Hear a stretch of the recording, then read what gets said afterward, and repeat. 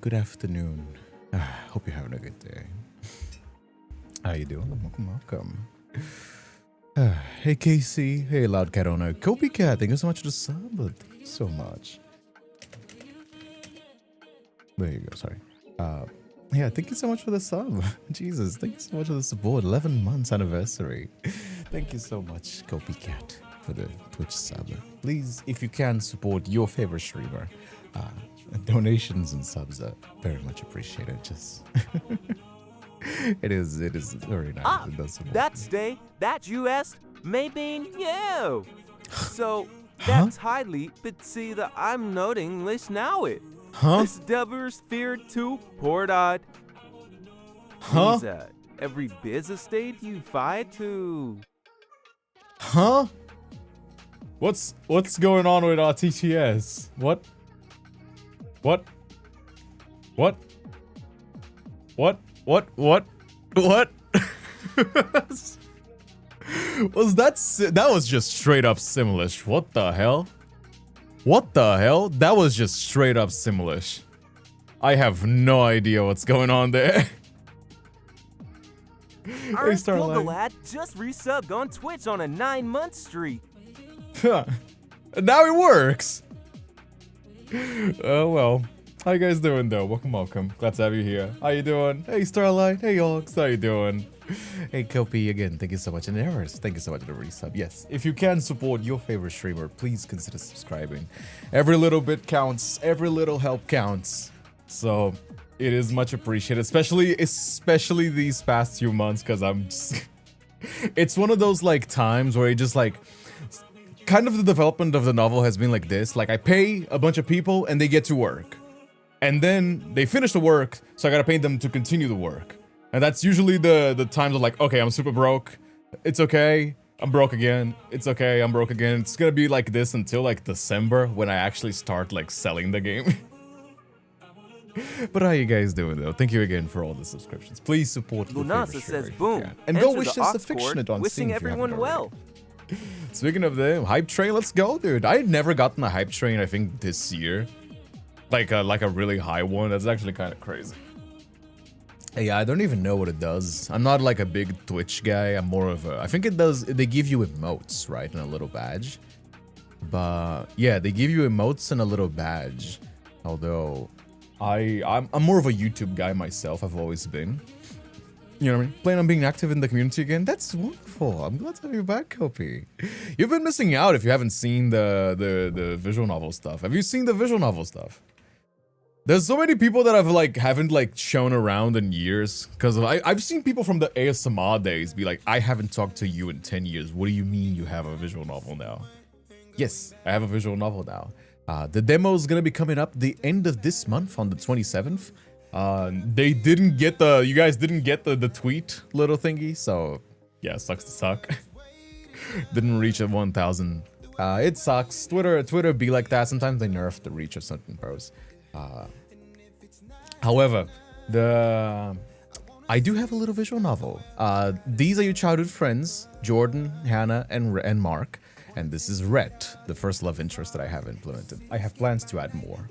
These three, they're recurring sidecast. She's pansexual, he's a trans man, he's a straight dude, and he's bisexual. And yes, that's my little visual novel. I should also add the animated bit as well. But yes, you can go wishlist it on Steam if you haven't already. You should go wishlist on Steam, share with friends, get everybody in. It is very important to do so after all. And look, I think it's turned out really alright. I think it turned out really cool. Not gonna lie. I think the game turned out pretty cool. You know what I mean? I remember his acting was in W-Plex. Dude, it's been forever. What are you talking about? W-Plex? That's been a while. That's been a while. Yes, this is a Fictionate, if you haven't already. Yes. Oh man, I did play W-Place twice, I believe, this month. I just haven't had time. That's kind of the thing that killed me off of W-Place. My alt accounts did got banned as well, but that's on me. But I was trying some stuff. But it's mostly time that didn't doesn't allow me to play it as much because W Plays kind of takes like an hour or two to finish, and I just don't have an hour or two to finish. Hey, Hadabean, how you doing as well? How you doing? How you doing? What did I miss? Nothing. We just got started. I was just thanking Eris and Kopi for the gifted subs. How you doing? Welcome, welcome. But yeah, Kopi hasn't been here forever. Hasn't been here forever. That's kind of the thing. Like, that's kind of the thing that having like a really old community sometimes does. Sometimes like people will just come back after like 3 years. You know what I mean? And then it's like, how do you explain everything that we've been up to? Although, to be fair, things are certainly not as hectic. But to be fair, I'm also getting older. You know what I mean? Like, I'm also getting older. So, I do have found myself enjoying some more, like, chill content instead of, like, the really hype stuff. You know what I mean? I don't know. I quite enjoy these, like, more cozy streams. Hey, Cersei, how you doing as well? I also have ice cubes for all those of you melting. Speaking of ice cubes, I also have myself some nice ice cold Coca-Cola.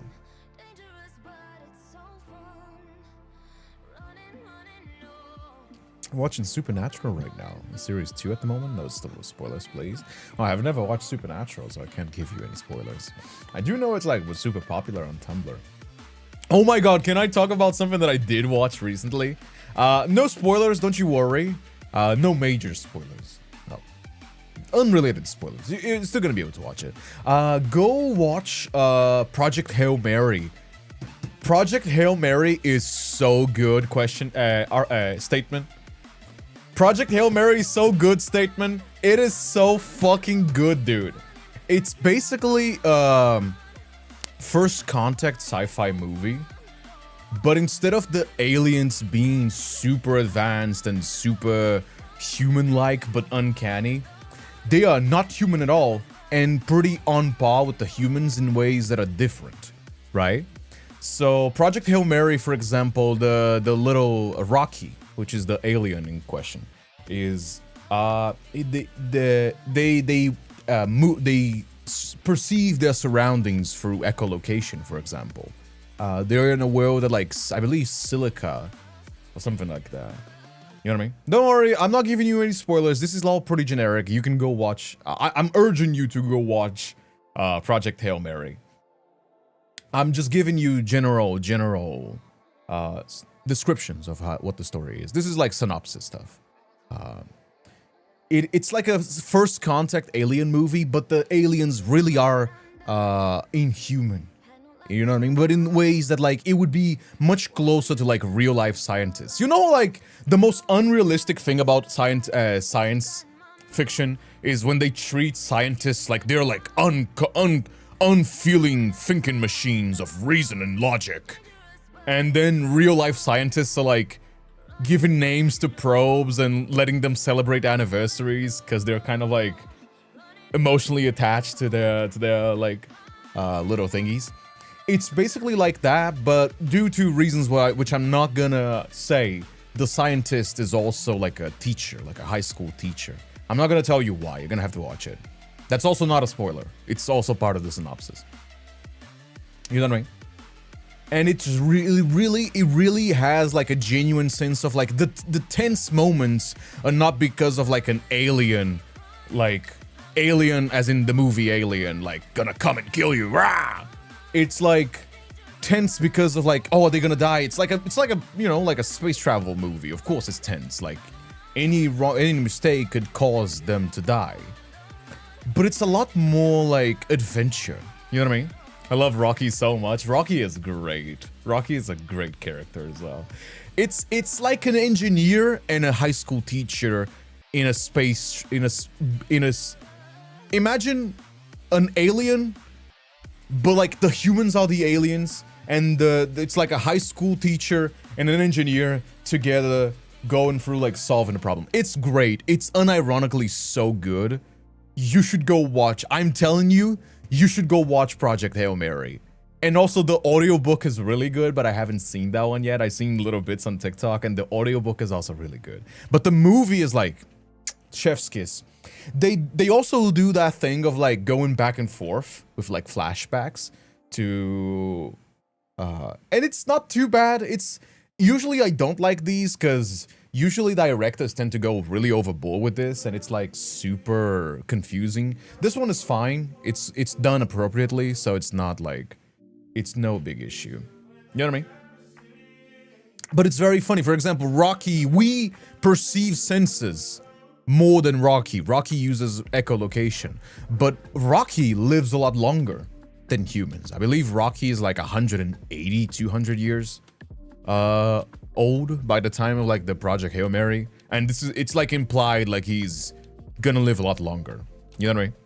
So it's like, it would be like real, like, it would be like if it really was like two different species making first contact as both researchers and, you know, like astronauts. You know what I mean? I saw Hail Mary in the theaters twice. I downloaded it. The 4K version because, you know, I have my Notflix, which I legally acquired with my legally acquired movies that I got just in case through behind a VPN, which I would never, ever advocate for the rise in piracy. Even though I am very adamant against the rise in subscriptions and how everything is a fucking subscription, and even the artists that make the fucking movies don't see any money that the big subscription services fucking make. Even then, they still don't make money. That goes for music and movies and everything. It sucks. It fucking sucks. But you know, like, I'm just saying, hypothetically. I wonder how much I can say that before like I get like a card in the mail or like people complaining about it. Hypothetically, if somebody was to get like a Jellyfin server and download the 4K version of the movie, which is just as good, if not better, because sometimes they do remixes and then you get better quality that you can just host in your own computer, you know, or an old laptop, which is what I did. I got an old laptop with an i7. Gilgalad says, fingers crossed for Kate. What's that, Kate? What's going on? Saw you married twice. What's going on? Gotta log off, catch an Uber for the surgery. Oh yeah, absolutely. You're gonna rock on, don't worry. The worst part about the surgery, Kate, it's not the surgery, it's the recovery. So, you go into a doctor, any doctor that's like performing surgery like that, they're probably gonna be like very experienced and gonna do fine for your surgery. The recovery, it's the annoying part, because that's the part that's gonna have like aches and itches. But don't worry, you're gonna kill it. Just, you know, like at least you're gonna have some nice content to watch at the Kindred Spirit live stream. But you can reward yourself with like some ice cream or something. You know what I mean? Like that's the most annoying part. Surgeries is mostly just, unless it's something like heart surgery, or like, oh, it's like a surgery, emergency surgery because they're gonna die, right?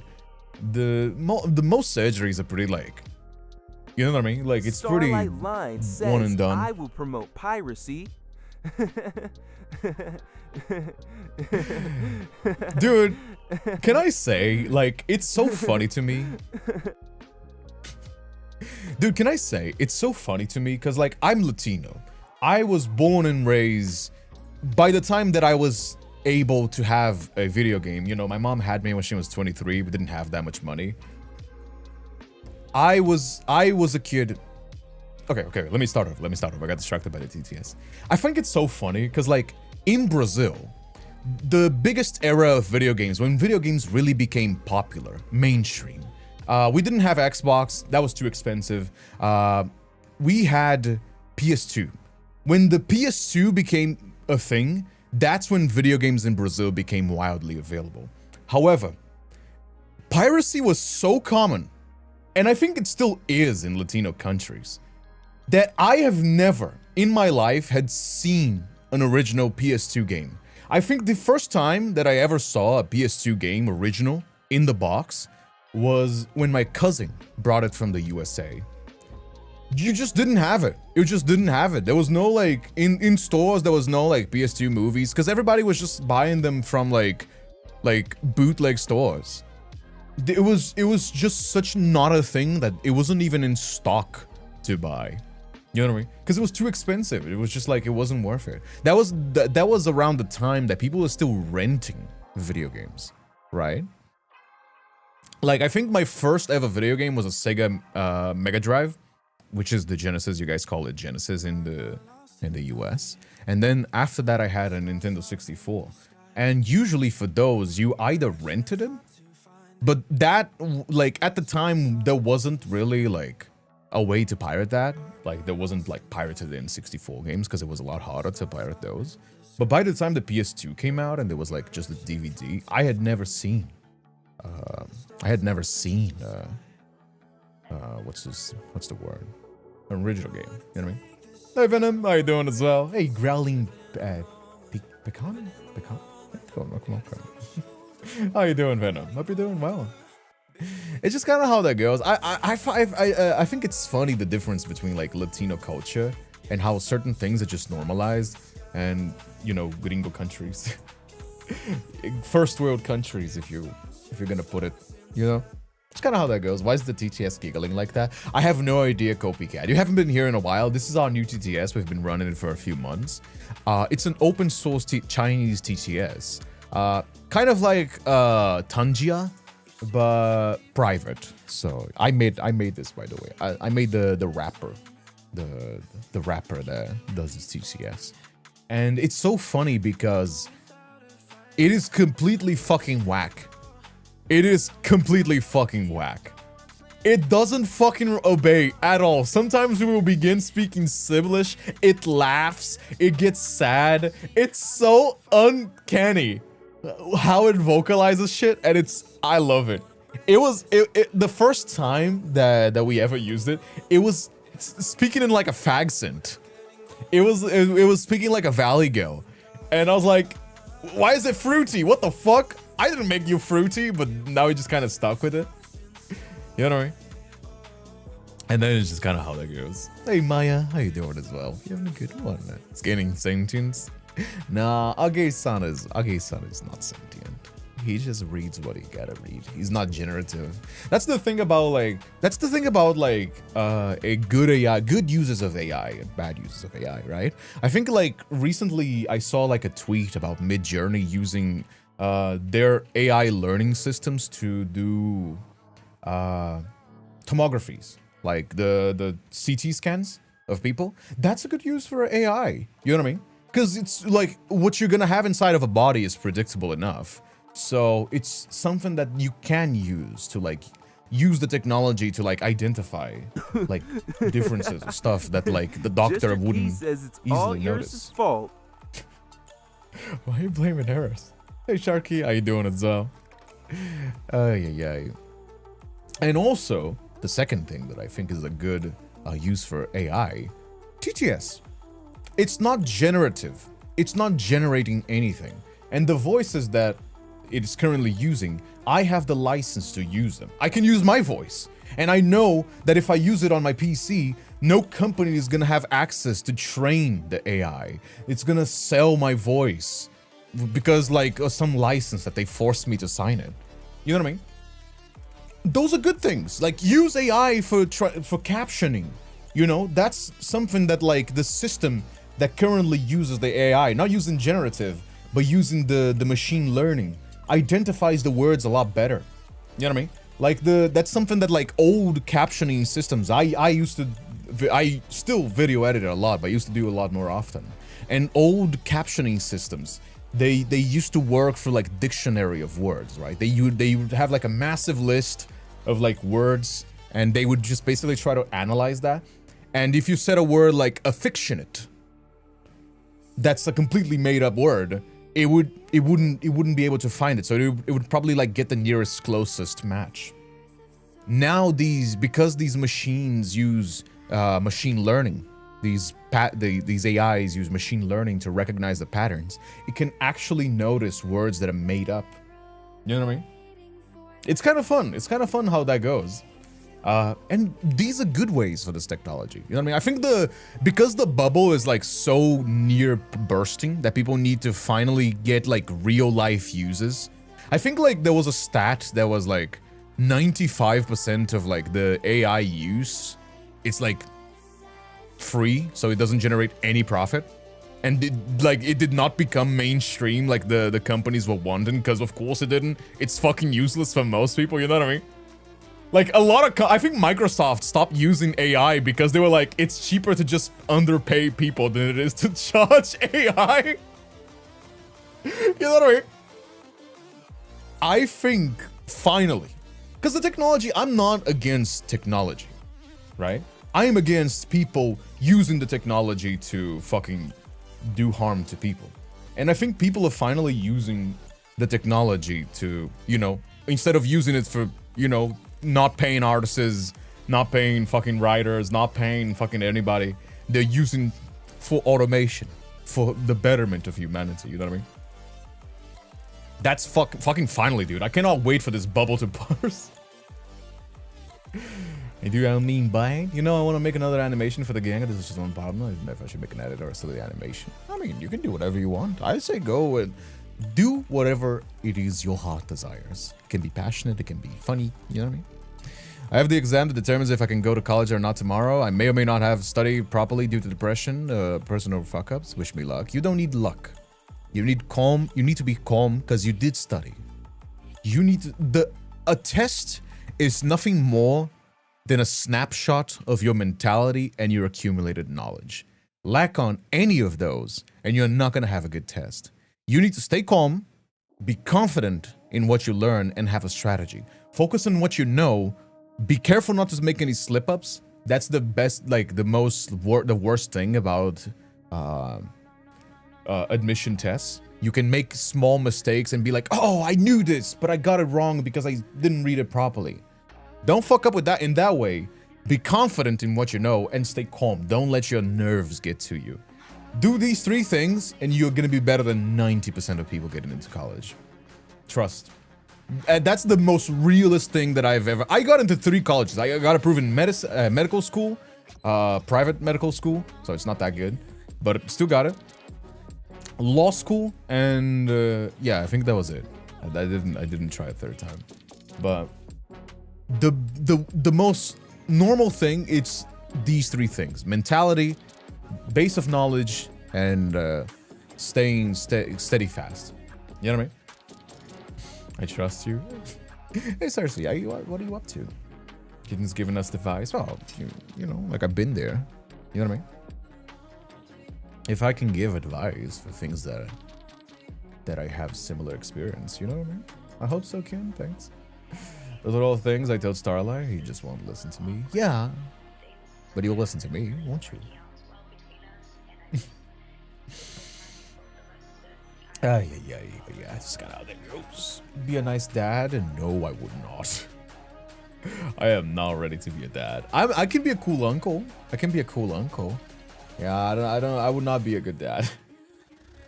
I'm still settling myself. You know what I mean? Like I can every now and then be responsible, but not consistently enough. Rich uncle? No, also not the rich uncle. I'm broke as fuck. I have less than 2 grand in my savings account because I burned through like two-thirds of it from this visual novel stuff.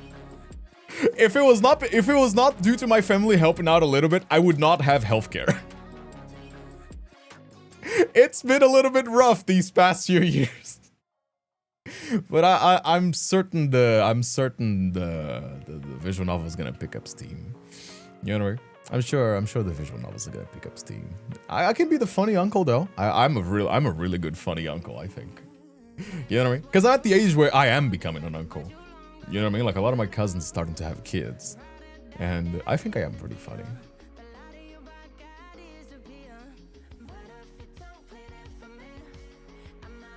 The bad influences uncle. I do think it would be funny to be the bad influence uncle, but I'm not even that bad influence anymore. I don't drink. I mean, aside from socially, but I don't like drinking. Never really like drank by myself. I've always drank socially because like friends are drinking, I'll drink it as well. I don't smoke anymore. You know what I mean? I don't even do any drugs of sort. You know, the worst thing about me is just like Coca-Cola. Oh man, it's getting so loud. Can you guys hear this? Can you guys hear this like noise? This crazy noise? Yeah, Brazil's playing again. I mean, look at that, right? Oh, yeah. I forgot about that. We might have to reschedule the stream depending on how noisy it gets. Whoops. Yeah, is Brazil, is it Brazil IT? Or is it Brasil jogo da Copa? 19. Yeah, it is IT. Yeah, it is IT. Yeah. We're playing against IT today. I want Brazil to win. I mean, look at me, right? I want Brazil to win, boys. I want the Hexa to come. You know? Hexa Championship. Financially irresponsible uncle then all. I mean, I'm hoping that, like, so far, I'm actually quite hopeful. I'm still roughing it, because, you know, I'm gonna have to spend like 6 months roughing it out, my savings, and, you know, that's why I'm like, that. I don't know if you noticed that I've been pushing people to, like, hey, if you can't donate, I would greatly appreciate it. But, so, you know, like, these next 6 months, I think, are gonna be kind of rough, especially because I'm not gonna be able to do the Kickstarter that I was planning. But overall, it's actually looking quite hopeful that this project is at least gonna keep afloat. Now, I don't know if it's gonna be a huge success. That's why I'm saying, like, we need as many wish lists as possible and all that stuff.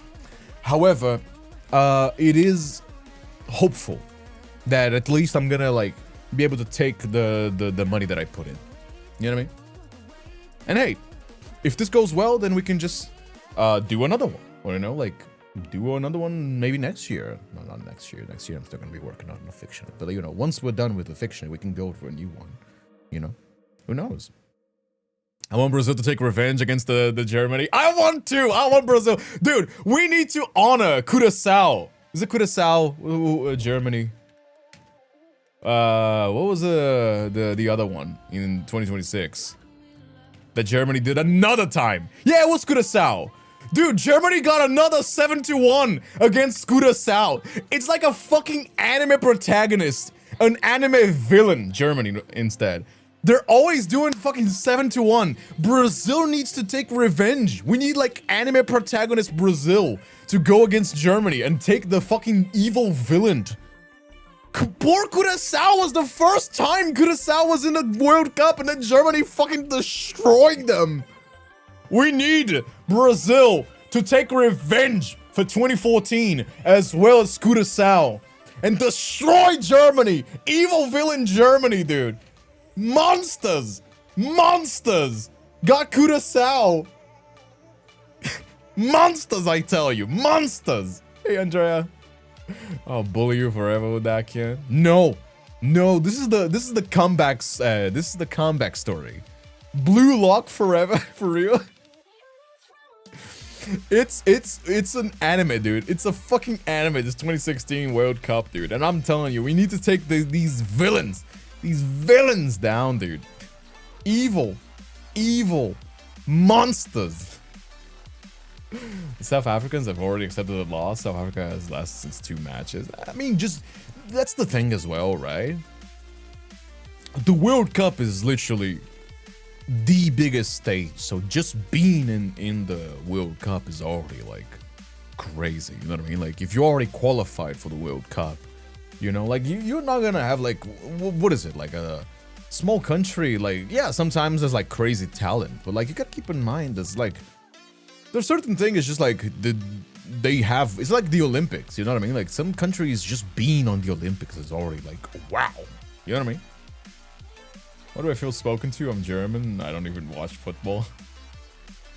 Maybe you should, it's fun, it's like, I don't know, like, Brazil, I'm trying to actually pick up some of the culture back, because, like, Brazil definitely lost a lot of the culture for football since, like, 2014. But I'm actually trying to, like, stimulate my family to, like, because it's like a fun little thingy, you know what I mean? Like, you get all the family together, you get food. I don't know if I've shown the picture, but, like, we had, like, red and green food to match the shirts, you know what I mean?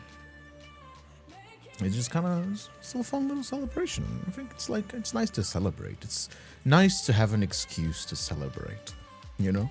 That's the thing about, like, traditions. Traditions only start if someone begins doing, like, fun plans. So you should be the one to start fun plans. You know what I mean? Start a tradition in your family. I'm sure it's gonna be fun. I'm sure they're gonna enjoy it. You know what I mean?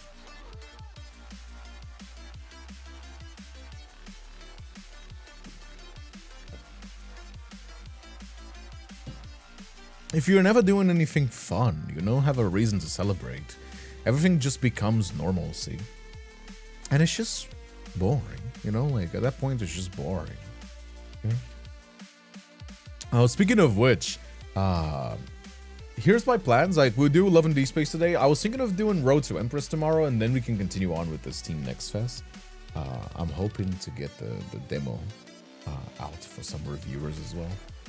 And most people here have mommy or daddy issues, you know that. It doesn't matter. Like, you can do that with friends, you can do that with family. It doesn't have to be with your mom and dad. You know? Do a tradition with friends. Like, do like, alright, this, like, basically you don't start saying, like, every year going forward we're gonna do this. What you do is you basically condition your friends or family to do this. You're like, alright, cool. I'm planning this event out. Do you guys feel down? And if they say, hey, we're down, let's go, alright, cool. Then you guys do 1 year. Then the next year, you do the same thing. Don't tell anybody, you just do the same thing again. By the 3rd year, you already have a tradition. Then they're gonna like be like 90% of the way down that they're just, don't try me, you're pulling again. I don't have money. I just told you, I have $2,000 to spend the next 6 months of project. Every single artwork is like $200. What are you talking about?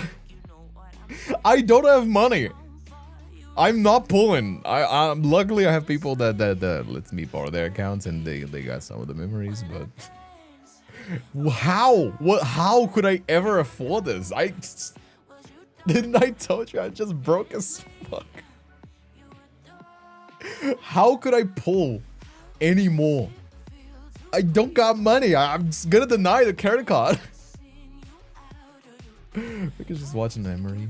Broke baddie Latino. I'm broke as fuck, dude. I'm a brokey. That's the problem. I got my funny up. I didn't get my money up.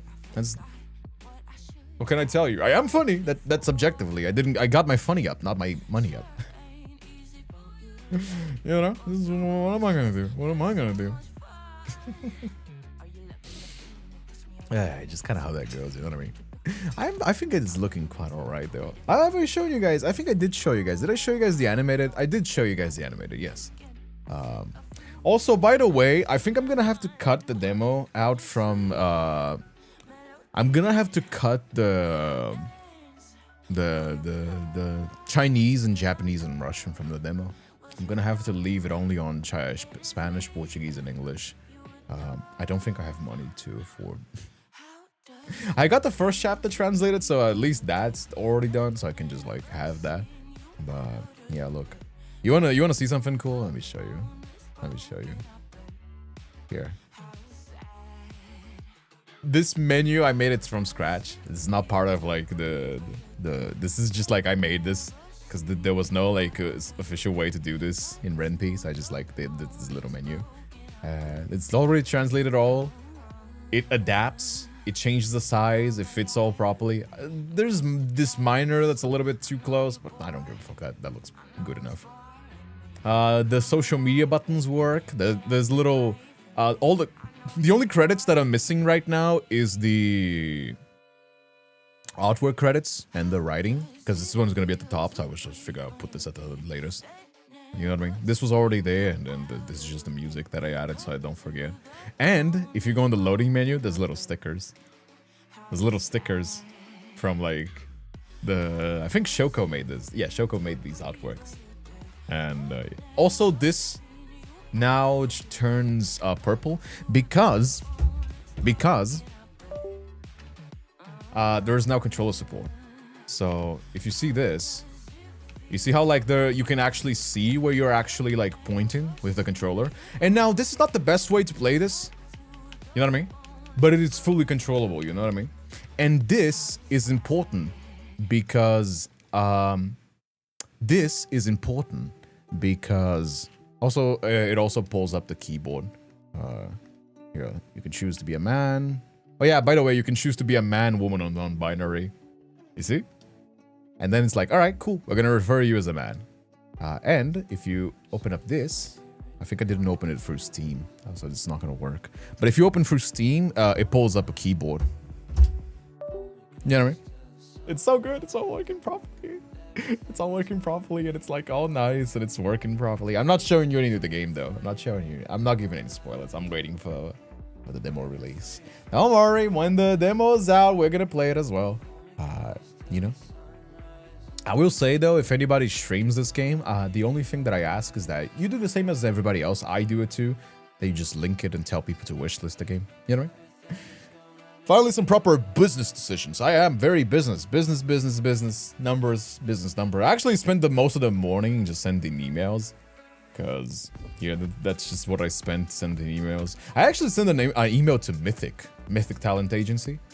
To see how much their, like, big streamers cost. Just, like, put it into... Oh, I got a commission on VGen. Look at this. Oh. This is something... Oh, it's just Mason. Yeah, they said they were gonna commission me some like personal stuff. But I think I'm just gonna look for partnerships mostly.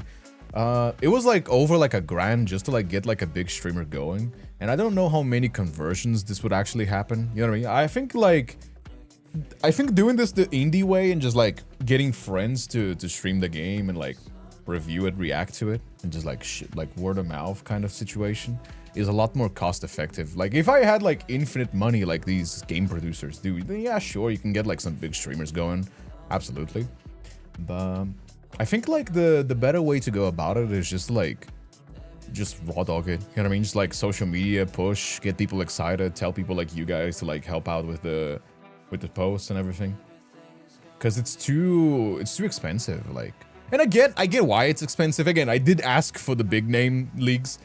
Like their starting point was like $1,000, and I think like the big streamers were like 15, 30 grand. Which again, I get it. These are the top streamers on the platform.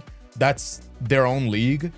I just don't think it makes sense for where I'm at. You know what I mean? Like where the game is at. You know? But I think it's gonna work out. I actually did think it's gonna work out. I mean, we got like in a week, we got like 1,000 wish lists. Look at this. Let me pull it up so I can show you. Like we got 1,000 wish lists in a week, in like 8 days, I think. Yeah, was it 8 days? Has it been a week? And I get that like there's always gonna be a little bit of a burst at the start, but like I think if we got that in a week, we can totally make the 10K wish list that we need for the Steam Next Fest. I think we can absolutely get those 10,000 wish lists. Because although keep in mind, I'm not gonna sell. Not everybody that wishlists a game is gonna buy it. So like I always tend to work with like 10% conversions. That's why I'm saying like if you have 10,000 wish lists, a good result would be like 1,000 people buy the game. And that would be like a very good result. That would be like awesome. You know what I mean? But that's why we need the 10,000. That's why we need those goals. And I think we can do it. So please, community. I'm fucking, I'm All Might. Like, all Might, like, standing strong is like, stand together. You know what I mean? Like, I'm passing the torch so we can stay, like, be the foundation that's gonna make this game work. You know what I mean? I wishlisted, but I think you have my, but you think I have money? I mean, it's not gonna be expensive. You can ask family to like, you know. It's gonna be $5. It's affordable. It is gonna be affordable. You know what I mean? You can definitely figure it out. You can definitely figure it out. I'm not saying you have to, of course. Like by all means, I'm not being like I'm gonna look down on you if you didn't buy my game, but you will be able to buy it. You know what I mean? It is not gonna be expensive. It's gonna be the cost of a McDonald's meal, McDonald's Big Mac. However that costs for you, that's how it's gonna cost. It's gonna cost a McDonald's Big Mac. You know, conversion rates. That's actually my strong suit. I'm very good at like reading those things. You know what I mean? Anyhow. And ironically, actually, that's like a really good way to like pricify stuff. My game is gonna cost as much as whatever costs a Big Mac on your country. That's my price, and it's actually a pretty good price. It could be a little bit more expensive, but I prefer to make it affordable and get a lot of people invested in the game. Especially because it's also my first one. If they had like put like animations and stuff like that, like some Slay the Princess, for example, right? Slay the Princess is like a really, it's still indie, but it's like a really high level indie. Then yeah, I can see it being like, you know, like $10, $15 even. The fair for Danes, our food's expensive because we have higher standards. I don't know. Again, it's the price of a McDonald's. It's gonna be like $5. You know what I mean? I don't know like your specific country if there's like anything crazy with food, but still McDonald's tends to be on the cheap side, so it's probably gonna be like fine. You know what I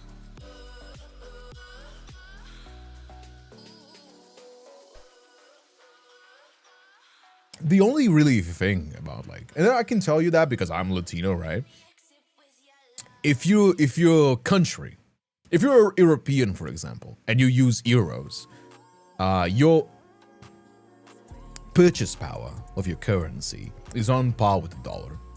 So $5 for you is probably gonna be fine. Of course, those things change, you know, especially if you're like in one of the more like smaller European countries, but it's still like par for the course. It's definitely not on par with Latino countries, for example. Every single dollar that I spend is 5 Brazilian reais. And the average salary is actually lower in Brazil, numbers-wise. I'm a numbers guy. So you gotta keep in mind, not only do we make less money on average, but also our money is worth less. It's not worthless, it's worth less. That's why, for example, when people say like, oh, just buy like a $60 game, that's not doable in Brazil. That's not something that's like majority of the population can do. But if you have like a $10 game that's like $50 in Brazil, it's still expensive, but that's doable. That's an doable expensive. You know what I mean? Closer comparison, still not as bad, but a closer comparison would be like $80 games. You know what I mean? Like, that's about the same price per effort to buy a regular game in Brazil. You know what I mean? $5 is still $5, no matter the currency, in my opinion. No. You are definitely mistaken, my friend. $5 US dollars is a Big Mac in Brazil. That is already starting to like, if you spend that twice a week, you could have to like not change your food schedule. So you're like, all right, I'm gonna buy the cheap version of like this, so I can, you know, like, especially for if you were back like for example, like back in college when I was like really like paycheck to paychecking this because I was like fighting with my family, so I just like had to work, you know what I mean, and had no support system at the time. It is very hard, very hard. $5 is not $5 regarding of the country. I feel like that's a mistake that a lot of companies make, especially when they don't localize prices for like third world countries. You know what I mean? Hey Shay, how you doing as well? Hey Bonnie, how you doing? Here, Skilgle Lad says, and $5 is half a Big Mac in Denmark. You know what I mean? It is not the same. It is not the same. $5 is like $800 in my country. What are you, Argentinian? That's crazy. That's it.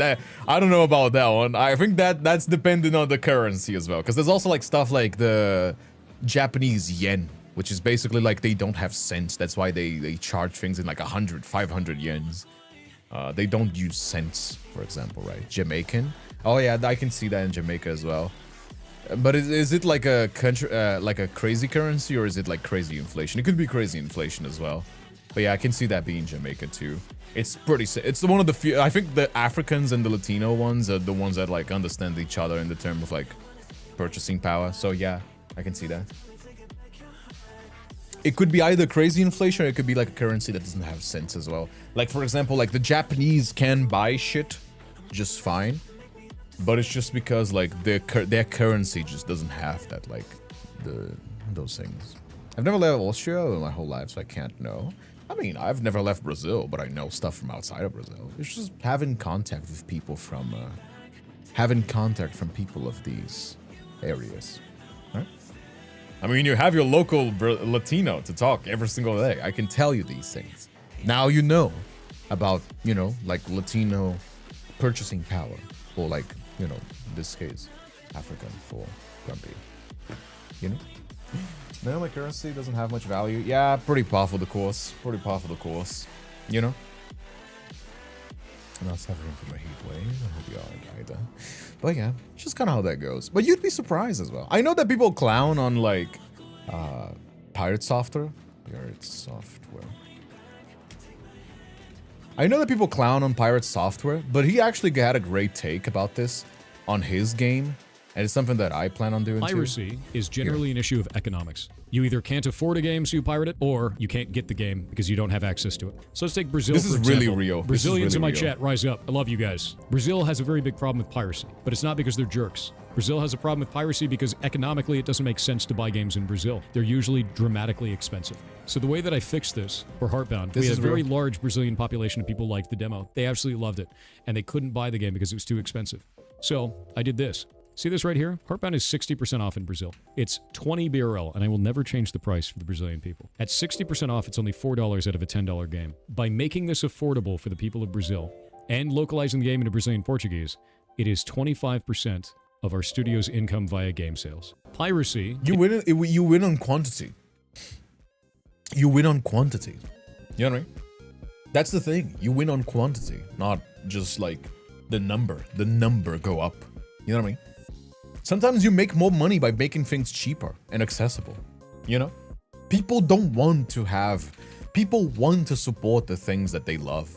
That's the thing. Most people... I know there's assholes. Every time the people talk about like piracy in games, there's like a guy that's like, I love stealing candy from small children. I love it. Every time that we talk piracy in games, like there's always that guy. But like most people want to support the game. They either don't have the game localized, you know, most Brazilians don't speak English, or most Brazilians can't afford GTA 6 when it comes out. It's probably gonna cost like an arm and a leg, you know? Prove that it's, the real source of piracy is corporate greed. 3000% yes. I mean, look at Steam. Look at Steam. You know what I mean? Steam is like the biggest, like, oh, Steam is a monopoly. Steam is a monopoly. And then what you see is Steam is just like good customer service, affordable prices, and transparency. Boom. Instant billion-dollar, like, business. You know? That's always the thing, like, that's what fucks me up so bad and, like, pisses me off. I think, like, Tim Sweeney, the CEO of Unreal, which I love Unreal, if as you guys know, I do fuck with that company, but fuck that guy. Fuck that CEO, right? Tim Sidney was saying like, oh, Steam is a monopoly. How dare they do that to poor little game developers? And it's just because like they're not like being like obtuse about like AI in their games, for example, which is something that Unreal's like trying to implement. Or like, you know what I mean? Treat your customers like they're people. No, like, all right, this is the limits of like a population that just can't afford these things as like a superfluous. And also just like, they're people. Treat them as people, you know what I mean? Like, treat them as customers. And they will more than gladly like die by you, you know? How many companies, like, that's something that like boomers used to have as well. Boomers used to do that a lot, where they had like loyalty to a company. And I think this is dead and buried. Aside from like few exceptions, like I think Costco is something in the US where they have like the owner was like, no, the Costco hot dogs, we're gonna keep prices affordable regardless. You're not gonna stop us. Don't care if we can make more money. Or stuff like Steam that they like are just consistently pro-consumer again and again and again. And that's what gets them loyalty, right? It's earned. It's respect. Earned respect. You know? I have my fan blasting, but it's still so hot. I might have a shower after the stream. Having a shower is actually a good way to cool down. Absolutely. You know what I mean? You also want to do, you also should do, you can do the wet towel. Just put like a wet towel on your face. It stinks up a little bit, but it does feel a lot fresher, you know what I mean? Yeah, I'm a big fan guy. I mean, look, you guys can barely see it, but like, you know what I mean? I'm a big fan guy. I love fans. I should make the lights blue and yellow. Now that I think about it. I should make the lights blue and yellow. Oh, actually, no. This looks fucking dog shit. The fuck? No, this looks dog shit. Yeah, these lights are not very good. The red lights are the only ones that like illuminate proper. I need to get. Ah, man, why do I gotta buy shit when I'm broke? You know what I mean? Like, oh, I can't. No, I'm put it on the to-do list. I'll put it on. It works. It's fine. I don't need to change it. You know, I always forget. Like, oh, I need to do this. Never mind. I'm not. I don't have money. It's okay. I have one gaming in mind when I think about robbing the fans. Gaming company. What company? EA. I can think of like 10. EA. What's EA? Any gacha game. Just any. Fuck gacha games. What's another company that's like greedy as fuck? It's like another company that's like greedy as fuck. I haven't been playing that many big company games. Green to your left and yellow to your right. Nah, these lights are not good. Aside from the red ones, they don't illuminate as much. The green is actually fine. The green is actually fine, although with the yellow, it kind of makes me look sickly. But like, look at the blue, like the more like cool colors. It looks so like, it doesn't look as bright. You know what I mean? EA Sports, it's in its greed. Infold, but that's like gacha games. Every gacha game company is greedy. If you're making your game gacha game, you're already greedy by default. You could just make the games. Lucario says EA Sports. Let me use an example. Riot Games. Riot Games is like the biggest example because it's the most fresh in my mind. Recently in Brazil, we passed a law that made it so that any game that has gacha mechanics needs to be 18 plus immediately. It's just like gacha game, gambling, 18 plus, right? And then a lot of people, due to marketing, were like, oh, Brazilian government is taking away League of Legends from like the kids. No, they could go back to this old system. League of Legends, when I was a little kid, they didn't have gacha gambling. You could just buy whatever you wanted to buy from their store. It costed X amount of money. You bought it. Cool. It's done. They could go back to the system. They chose not to because it made more money to keep the gacha game gambling and just reduce the pool of people that play their game in Brazil than it was to just have the game have cosmetics, free cosmetics that you could just buy. You could pay like $40 and buy a cosmetic. That could still be advertised to kids. It was also a gacha game, but you get so much free stuff. I don't care. They could give everything for free. If it's a gacha game, they're gonna jack up the prices. Every single gacha game will jack up the prices. Always. That's why there's a fine balance. That's why I was saying like Infold needs to keep a certain level of quality. Because every single gacha game, if they get comfortable, they will jack up the prices. That's the point of gacha games. It's to get you gambling addicted. So they can jack up the prices and then extract as much money from you as possible. Don't get it twisted. Genshin, for a lot of time, was like the mainstream gacha that really became mainstream. Before, like, gacha games were very niche games. Genshin was the first one that really made it like mainstream. Man, I mean mainstream in the Western markets. Not talking about China, Japan. You know? They will jack up the prices. More countries should take Brazil as an example.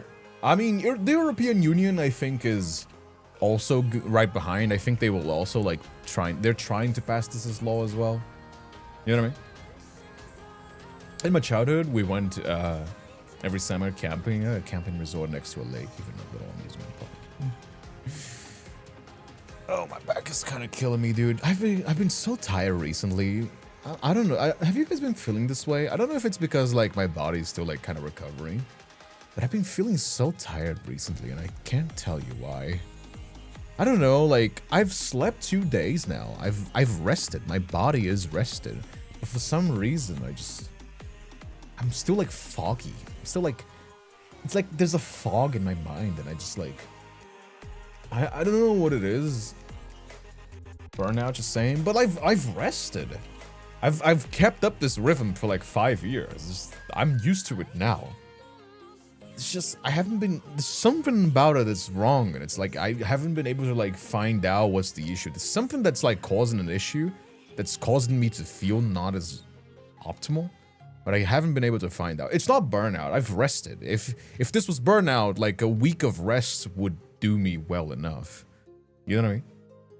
It's fine for 15 years until I burn down.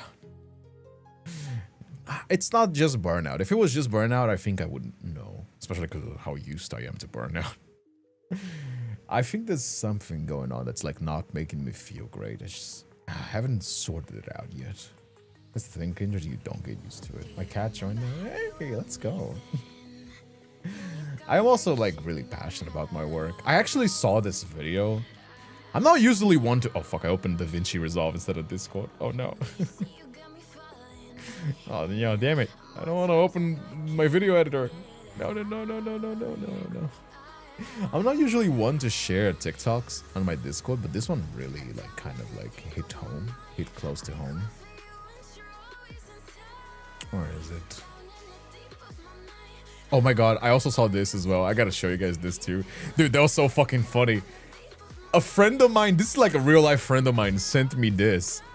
This is an AliExpress advertiser for like swimsuits, and there's some fucking boomer in the comments being like, oh gorgeous.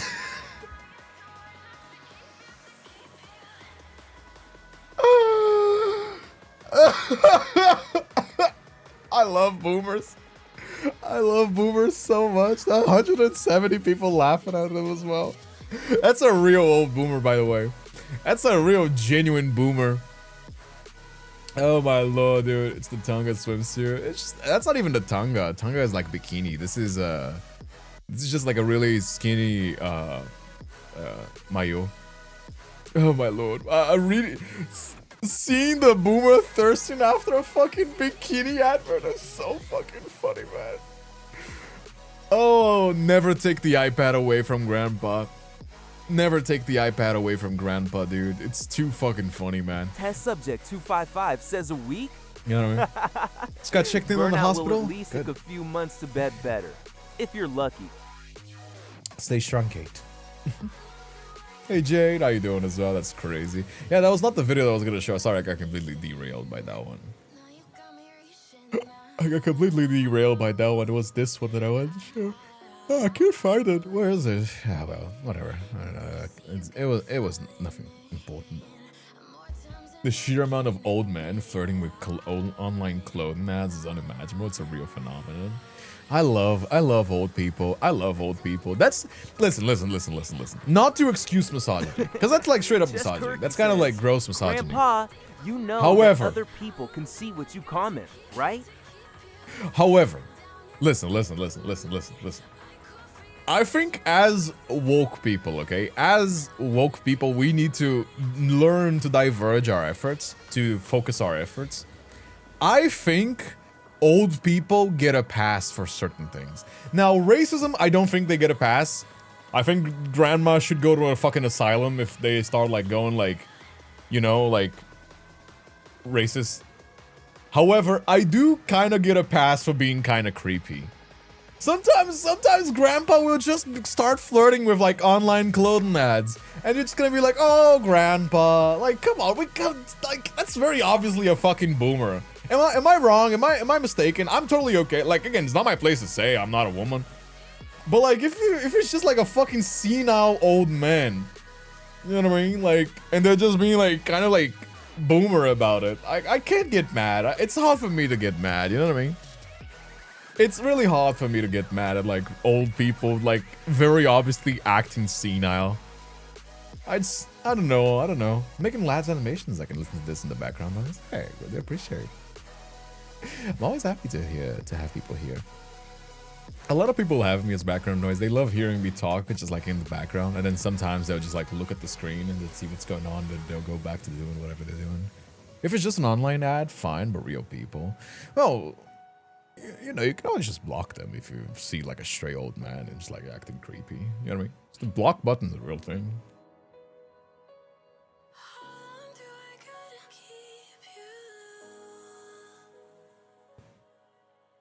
And I'm talking about like really old people. I'm talking about like senile old men. I'm not talking about like a guy in his 40s or 50s even. I'm talking about like grandpa's not all there. You know what I mean? Like the age that like grandpa's not really all there anymore. You know what I mean? Like, and then they just kind of left them on the iPad a little bit too long. You know, like, you know what I mean? You know what I mean? Like, you know what I mean? If you haven't taken care of old people, you know how they can be. 这位的一位 grandpa or sit now do I them to lead the Bakker dad. That was just straight up Simlish. What the fuck? What the fuck? That was just straight up Simlish. What flavor of ice cream do you like, Kindred? I like cream, pistachio, and chocolate. Brownie. I like a lot of sweets. Broke it again. Why are you guys breaking my TTS? See what I mean? It would just randomly break and then it would just randomly work again. I don't know why my TTS is like this. My gay son has ADHD. Sometimes it will start speaking random bullshit. You know? I was just telling people to you know? Gilgalad says this wasn't me. Also, I'm so jealous. I'm so jealous. I'm so jealous. I'm so jealous. I am so jealous. Can I rant? Can I rant a little bit? Do you guys let me one small rant? I'm sorry. I'm really sorry. I know I've been ranting a lot today, but can I rant just one time? Just a single one. Just one time. Do you guys promise you don't get mad at me? I promise you just I just need to get this out of my chest. Can I'm totally okay if you guys don't want to hear it, but like I really want to. Can I? No mutilation. It's Alaris's fault. Pistachio ice cream is my favorite too. Go rant? Fine, you can rant. No, I don't want this like passive aggressive like fine. If you're willing to hear me, sure. We do a yapping stream today instead. No, I just want to get this out of my chest. I have the game open right here. I can start the game as well. I like your hair. What's the material of your hair? Just hair. Just hair. I don't know. I don't know what to tell you. 1 hour and 15 minutes, just how I talk. It's just yap, boy. I'm so jealous. I'm so fucking jealous of people that have living room PC gaming consoles. I'm so jealous. This shit makes me so fucking jealous. I'm not even joking.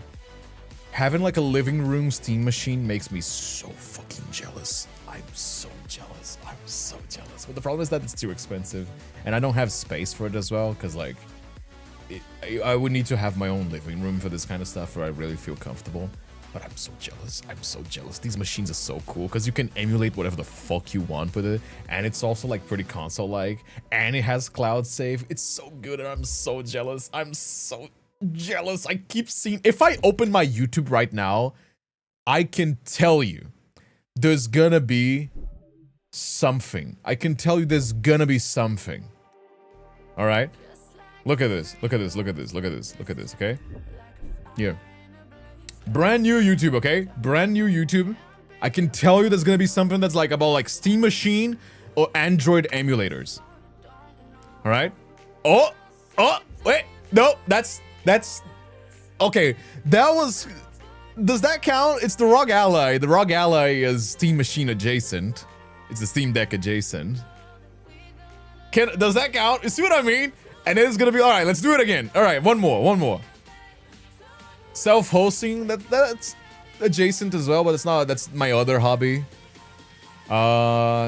This is also self-hosting. It's also kind of adjacent, but not really. This is like the other part of my hobby. Okay, one for two. How is it gonna appear again? 1 for 2. Cyberdeck, also adjacent. Tech adjacent. Self-hosted too.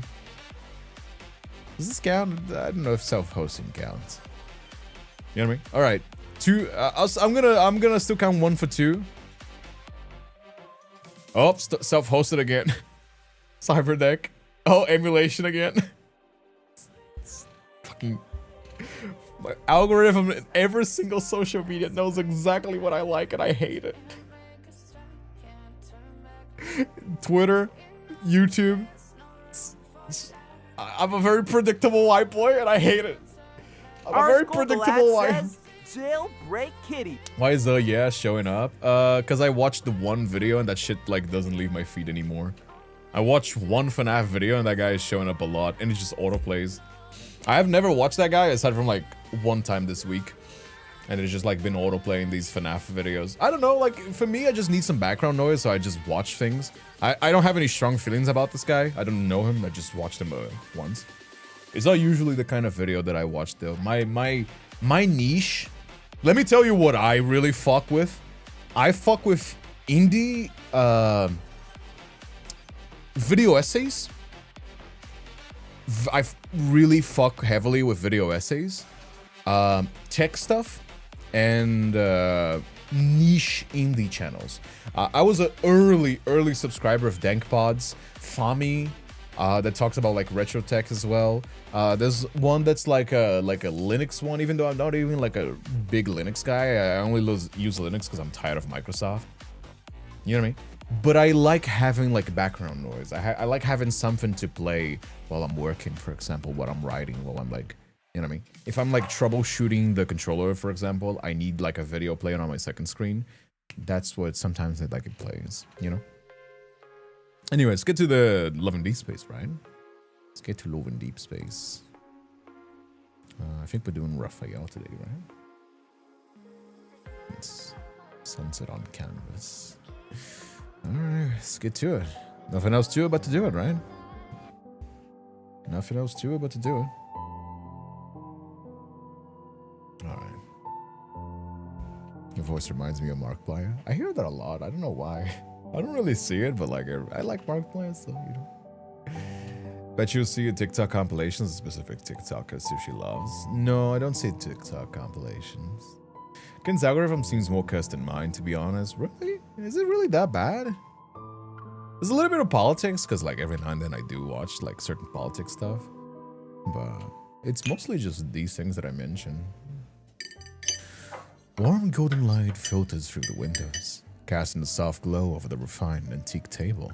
Miss, do you have a preference for how the gold leaf should be shaped for your 2 orders of caviar? Oh damn, we're rich. Yes. No golden leaf bits, please. Wait, send miss. I hear a familiar voice behind me, and before I can even turn around, Raphael has slid into the seat across from me, is grinning. Sir, the edible gold leaf is the dish's signature touch. Sitting here in surgery gowns and no undies, I hate it. You're gonna do fine, Kate. Don't worry about it. Don't get nervous. Edible gold only makes food prettier, not better. Unsure, the waiter looks at us. I nod. No gold leaf, please. Raphael chuckles softly as he leans back in his chair and surveys the dishes before him. Someone's in the mood for a fancy dinner. I smile. It's not like this is the real world. Why shouldn't I treat myself? No? Is it also like, yeah, the immersive cinema?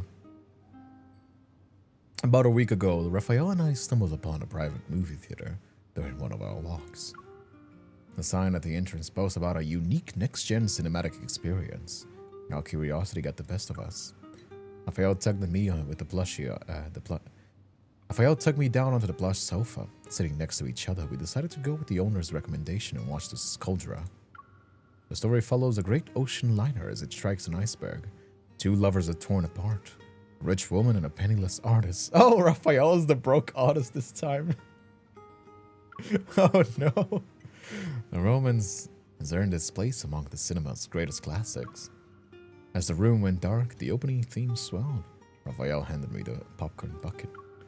Before I could grab a handful, the buttery sweetness gave way to the salty tang of the sea air.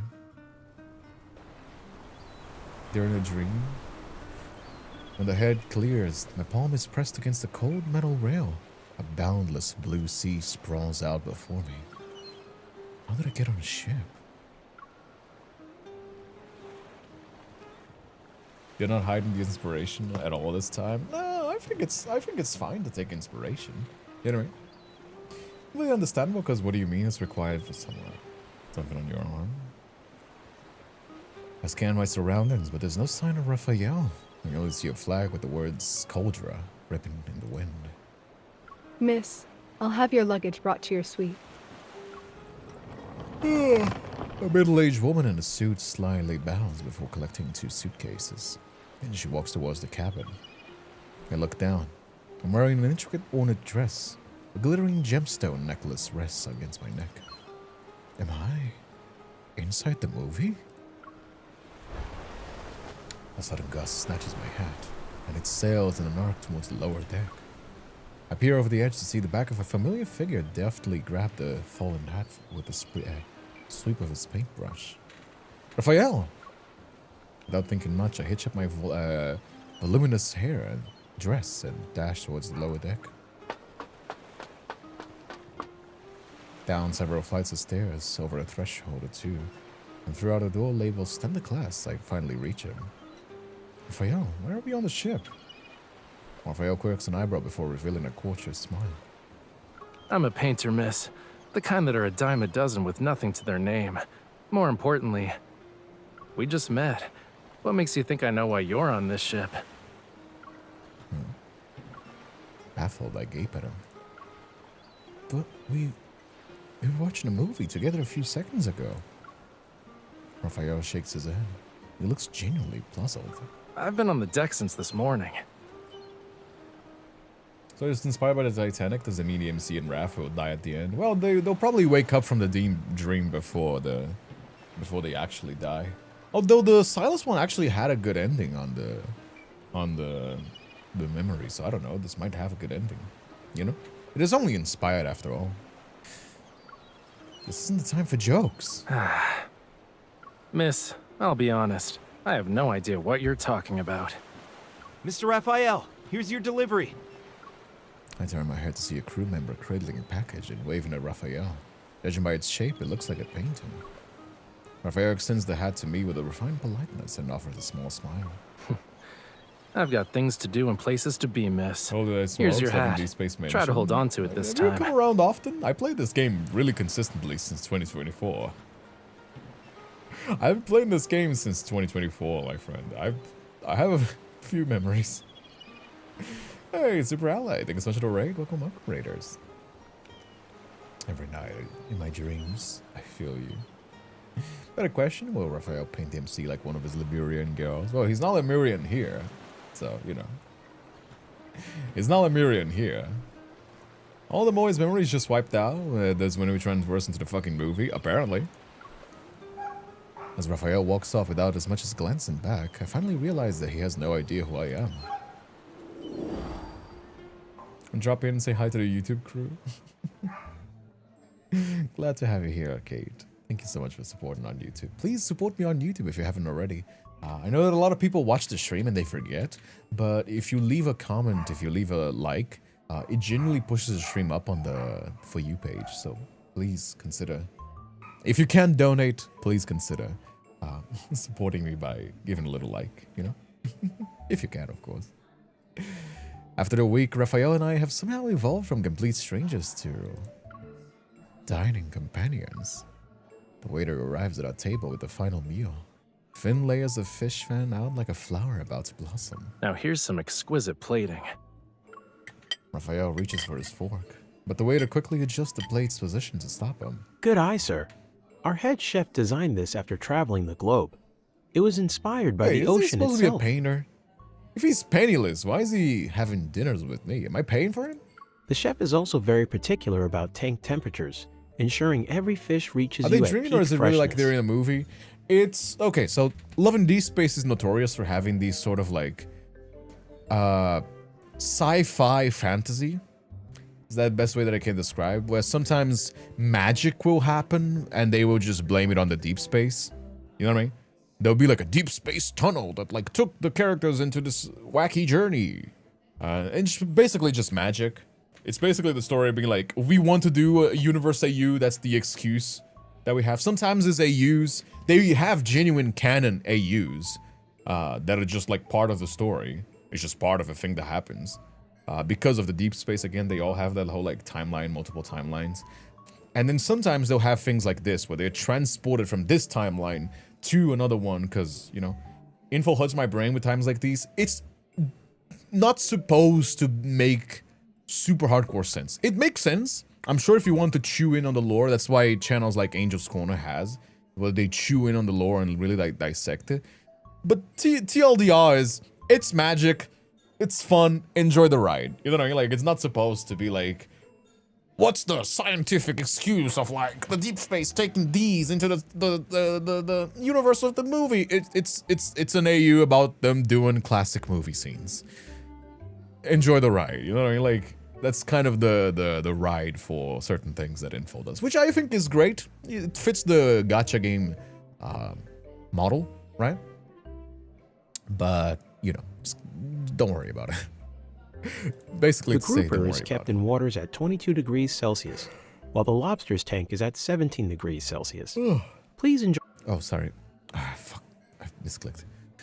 Raphael's gaze is on the seafood. He nods with feigned seriousness. Then, without missing a beat, he speaks every piece of fish on his. He spears every piece of fish on his fork and shoves the whole thing in his mouth. Now they're safely stored in my stomach at a comfortable 37 degrees Celsius. Excuse me. Yeah, Raphael will always be Raphael. Doesn't matter what world we're in. My laughter attracts the attention of Raphael and the waiter. As the waiter watches in disbelief, I mimic Raphael and devour the elegant dish in a single bite. You must be very busy. You don't need to walk us through the entire menu. The waiter gives a quiet nod and excuses himself. Raphael thoughtfully studies me. You're not like the other hoity-toity socialites here. Did you take you an entire week to notice? Your observation skills could use some work. Don't underestimate me. That's hardly the only thing I've picked up on. Zach was so shocked when I told him the animations and mocap suits, the look he gave me when he looked at lingering lost. It is not surprising at all that the animations on Love in Deepspace are mocap. First of all, they only have one character per story. They don't have multiple 3D characters. Rarely do they have it, actually. So it's not uncommon to have mocap like this. And secondly, most importantly, mocap is becoming cheaper and cheaper. Okay, little bit of a side tangent, but like this is actually part of a like interesting for like things like Love and Deepspace. Indie VTuber mocap camera. I remember recently somebody made like a open source mocap using like cameras. It was a setup that like ideally would cost like I don't know, like 10 grand, like 50 grand sometimes, if depending on the level. I can't find it right now. I saw it on Twitter. Mocap tech is getting better and better. That's why VTuber 3D tech, if you take it like 5 years ago to now, they're using these like machine learning algorithms to like better the tracking with like cheaper technology. So indie studio, the consequences of this is that indie studios and smaller, I heavy quotations on the smaller studios like Infold. And I'm not saying smaller in the context of indie. I'm saying smaller in the context of like Ubisoft, Bethesda, multi-billion-dollar operations. They can now use their certain tech, like mocap, for example. Because the technology is getting cheaper and cheaper, it becomes more affordable for regular game studios to afford the mocap, right? Because it's like lowering the bars for entry and for high quality. That's kind of, you know, what's that? He wasn't shocked per se. He was more like amazed by the confidence of the actors at such movements. These things are very refined. They're not done in one take. You know what I mean? But yeah, that's just kind of how that goes. I just thought it would be interesting to talk because, you know, like it's something that I enjoy. You know? Raphael takes his time extracting the succulent lobster meat from its shell. Then he lifts it up to my lips. Without thinking, I lean in and bite the food. You're strangely relaxed when I'm around, and you know me like the back of your hand. I hesitate. What I feel for him is more than just knowing him. This Raphael doesn't remember anything from Lincoln City, so I can just tell him the truth. There's the fact that you knew my name when we first met. I saw you at several art saloons. Other people mentioned you before. Sure. But how do you explain that you know my favorite dishes? You always order what I like. You like what I ordered? What a coincidence. We must have the same preferences. Raphael keeps his eyes on his plate and he unhurriedly picks the bones from the fish. You're not a very convincing liar. Miss, that matter you asked me to look into. Just as I'm struggling to figure out how to explain everything, or whether or not to explain anything at all, the housekeeper walks in and saves me. I'll leave you to your business. Think I'll go chase the sunset now. See if it sparks any inspiration. Raphael gives a quick nod and makes his way out towards the deck. The Skuldra doesn't allow passengers to disembark early, but I found a crew member who can arrange a private boat for us. I exhale. That takes care of my biggest worry. Okay, so I guess we're gonna have a happy ending. The movie ends with the painter drowning in the ocean. I won't let Raphael meet the same fate. When we're near the next port, we'll be able to get you off the ship. I love how we're like we're changing the fate of the movie just so we don't have the tragedy. At least it's not gonna end in tragedy, you know? The housekeeper excuses herself, and I glance at Raphael, who's standing outside the dining room. He's lounging against the railing and waving a piece of bread at the hungry seagulls nearby. The sun is sinking towards the horizon. Dusk paints his shoulders red, its warm light dancing across his face. How am I supposed to bring this up with Raphael? Well, someone's smitten with that little artist. I turn to see Mrs. Baker, my neighbor from the next suite over. She eyes me with obvious amusement.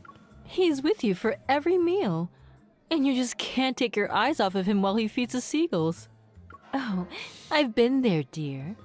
Keeping a handsome face or two around when I was young. Hey, yo! I'm just gonna say this, because if you know, you know. Old ladies, and sometimes women in general that go to these old ladies and women in general that goes to these what's the word for a big boat? I forgot the word for big boat now. The Titanic kind of boat. What do you guys remember? The old ladies that go for these kinds of like boat rides. Sometimes cruises, yes. The kind of women, especially old women, that likes going on cruises, tends to be either swingers or group parties enjoyers. You know? it's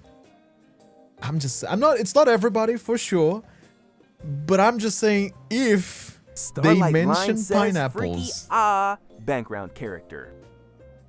If they mention pineapples at any point, that is the sign for swingers. Freaky ass swingers, which is the most common thing in these cruises. If you know, you know, this is a real thing that exists. There's some freaky old people and women in general sometimes. It's mostly old men and women that go on these cruises for that specific thing. It's a real thing. And I'm just saying, if they mention that, I'm going to start thinking. I'm not going to say it. I'm going to laugh. But now you know what I'm going to be laughing at. Lots of families go to. Yes, that's why they have code signs. That's why I'm talking about the pineapple. There are some families that go for cruises, but they have like special call signs. Where they of course they're not going to say, here's the one that we're going to fuck. No, they don't do that. They like, hey, we're making friends. And there you see like 2 or 3 couples together having drinks, margaritas. I want some cruise sex. It's a real thing. It's a real thing. This is a real thing. It's a very common thing. It's like casinos and cruises. That's why there's always casinos and cruises. This is a real thing that exists. It's swingers and group sex parties in cruises. It's getting absurd. I need to clear my things up. It's not like that. Even the MC is dangerous. It's like, oh no, it's not like that. It's because I want to invest in its art. The conviction in my eyes work. Mrs. Baker seems to believe that she did get it wrong. But paintings don't make much money until after the artist dies. Raphael's not like them. So, miss, you aren't just familiar with my tastes. Poor You studied broke my Raphael. paintings too? I didn't notice Raphael would slip back in the dining room. He's standing right behind me. Setting Sun Supper has earned its Hello, reputation Romeo. for exquisite food and a breathtaking view. I appreciate the hospitality. He presses a hand to his chest and elegantly bows to Mrs. Baker and me. Well, I should get back to my canvas. Can't let my new investor down, can I? Just have to move the Subject balance. 255 says, hey, we saw you from across the bar and really like your vibes. No, exactly, but no. Oh no. Kind of felt like that. It kind of felt like Mrs. Baker was like, hey, I see you guys there. If you guys... Family friendly. One time a family and I went on a cruise. It wasn't an actual cruise ship. Right after the boat left, the dog storm started to come in. We had to turn it around and get off. Aw. That's unfortunate. Oh. The change in his tone is odd to ignore. I groan internally. He took that the wrong way. I don't have time to worry about how he might look. I rush after Raphael outside the dining room. Use. Miss Baker. The path towards the lower deck. I know that she didn't give the sign, so she just looks like an old lady looking at like a couple in love. But I cannot unsee the cruise, you know, the cruise goers. The path to the lower deck twists and turns. It takes me longer than expected to reach the standard class area. By the time I make it to the passengers' cabins, the darkness has settled in. A cold wind swirls around me, making my dress flutter.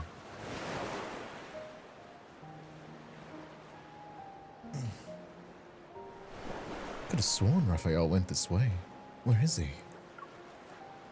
Why don't you ask him yourself? From around the corner, a familiar figure emerges. Raphael. Raphael moves behind me to shield my body from the wind. Word is, some distinguished lady came down here looking for someone, circling the deck like a Lucario lost sea says, turtle. Kin family friendly? Question. Dirty, dirty, dirty. I am Kindred's very ha ha, family-friendly. Kindred's ha ha. I am very family friendly. Very. What if it wasn't me? Your efforts would have been wasted. Post-dinner strolls are good for the stomach. What about you? What brings you all the way down here? It's complicated, but there's something important I need to tell you. I take a deep breath to collect myself. I need to clear up that misunderstanding from earlier. But more importantly, I have to tell Raphael about leaving the ship early. Raphael turns slightly and offers his hand. Let's get going. To where? My studio, obviously. We're gonna turn into icebergs if we keep standing here. Is he gonna draw us like one of his French gals? Come on, man. There you go. I know how to reach his hand out of habit. What is it? That's when I notice how his arm is bent and how his palm is facing up. Oh, he was just showing me the direction. Nothing. Let's go. My back is kind of killing me. Raphael takes my hand anyway.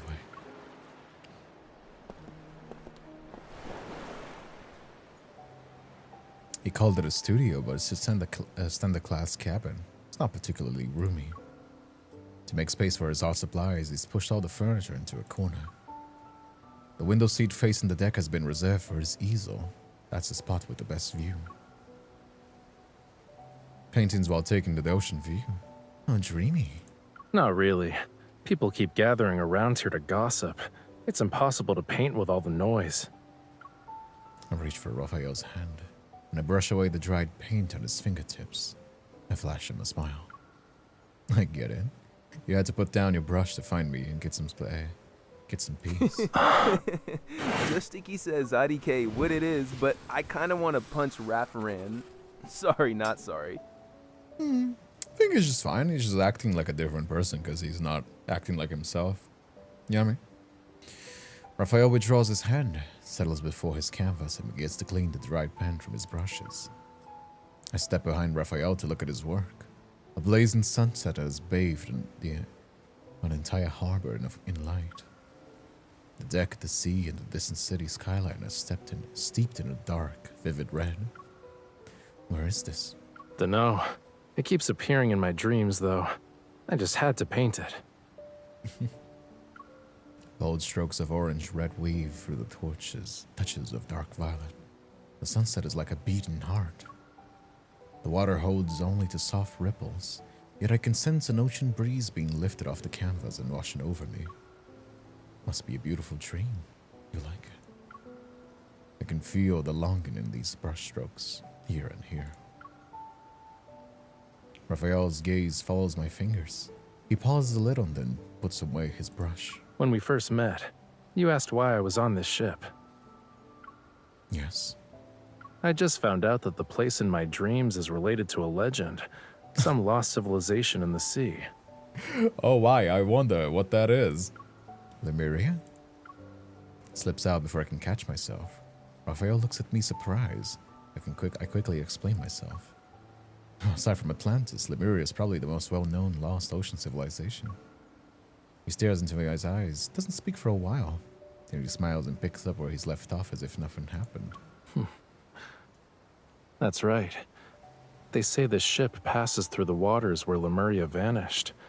I thought I'd see for myself. Perhaps I'll catch a glimpse of that sunset in my dreams. You spent all that money on a ticket just to try your luck at the sea? Raphael nods like it's the most obvious thing in the world. Honestly, I'm not even surprised. Then I remember I have to get him off this ship before it's too late. All I can do is hope that the Raphael in the movie isn't too obsessed with Lemuria. A lot of places have beautiful sunsets. They're not that different, are they? There are no harbors nearby, and it's a great spot too. Let's go there. I can get you an invitation to an art saloon. There'll be tons of renowned artists then.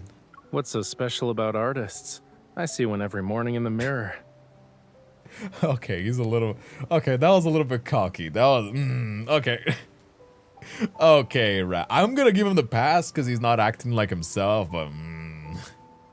that was kind of... Come on, bro. That was kind of lame. Raphael turns his head, retrieves his brush, and then focuses on the canvases. Your suggestions aren't unwelcome. Takes a bitch-ass I might bottom, visit when I'm in the mood. Bottom. All the boys would do everything. It's just that every landscape True, is but unique. it's not human being. The sunset himself. I want to see might not be the same as yours. He adds a delicate stroke to the ship's mast of the canvas. I'd like to finish this painting before the ship reaches its destination, miss. If you don't mind. He's got a point, though. I don't know. It's a little bit cocky to be like, fuck these all. I mean, I get it where he's coming from. He's being like, fuck these all the artists. I'll do myself. But like, it's kind of cocky. At least pretend to be humble. You know what I mean? I don't know. Maybe that's just me. I let the silence drop and I settle beside Raphael in silence, watching him work. Occasionally, I hand him the color he reaches for. Picking out colors for me, watching me paint, trying to coax me into making friends with artists in some random salon. You're not actually thinking about becoming my patron, are you? I was just saying that to distract the lady. Raphael stops painting. He glances at me with a hint of curiosity. Was Raphael's not like them also part of your act to distract her? No, I meant it. You're different. Oh?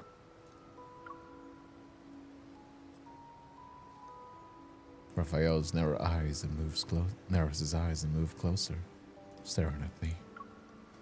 He keeps leaning in until his face is all I can see. Then he stops. Good. You're not lying this time.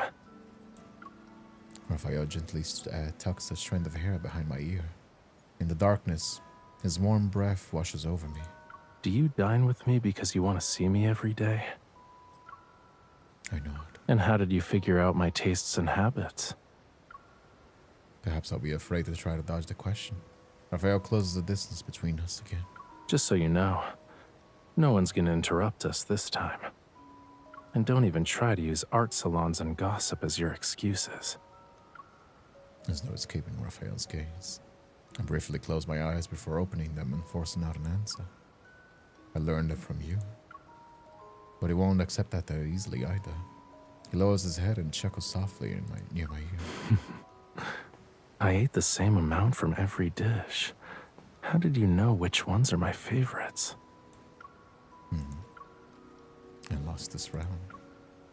You're too clever for your own good. And you have plenty of secrets yourself. Raphael withdraws his hand from my cheeks. It's okay if you don't want to tell me. Give me a few more days, and I'll figure it out myself. Now in a pre-surgery bed. Have a good weekend, y'all. Have a good surgery, Kate. Catch up with you guys on Discord when I have my arm working again. Alright. Then I'll start visiting you even when we aren't eating dinner. My door's always open, assuming you aren't bored of me. Raphael, you might not be aware of this, but it's hard to get bored of your face.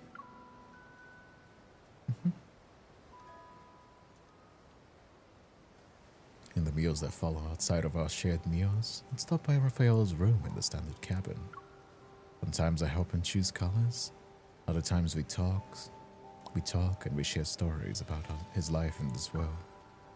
Then there's Cauldron nears the port and we agree to disembark at. Today, rather than visiting Raphael as I normally would, I joined the housekeeper to meet with a crew member and finalize our departure plans. To make sure they set aside extra space for Raphael, I want him to take the sunset painting with us. With everything arranged, I walk over to the deck by myself while mulling over how to mention this to Raphael once more. I thought something urgent came up, but I guess you just didn't want to see me. No. Turning towards the voice, Raphael leans against the nearby railing, the ocean breeze sweeping his hair back to reveal his striking features. Of course I did. I was gonna find you. Then who was walking around in circles on the deck? She used the sea breeze as her comb and the floorboards as her shoe polish. Let me be Zane. As a You're switch, a I little refuse to claim liar. Raph. And to think I was going to show you something wonderful today. But clearly, you're no longer interested. I am. Let's go right now. Raphael crosses his arms and turns his back to me. He's purposefully avoiding my gaze. It's too late. I reach out. My hand moves past Raphael's coat to precisely tickle his side. Hey. What about now? Raphael's too boy, not sane. Well, Raphael's definitely a softer kind of masculinity. I don't like using the word feminine. I just don't have a better word for it. He's definitely more feminine, but I don't like using that word. I prefer to use soft, which, again, it's good that there is... I always say this because, like, a lot of people tend to be kind of, like, weirdly homophobic when they talk about Raphael, but it's nice that there's, like, ranges of masculinity. I think especially straight women are very quick to be like, if a guy acts soft, they'll immediately hit like, oh, he's gay. He's gay. Oh, a guy wants to talk about his feelings and like painting and like dress well and act a little bit more soft.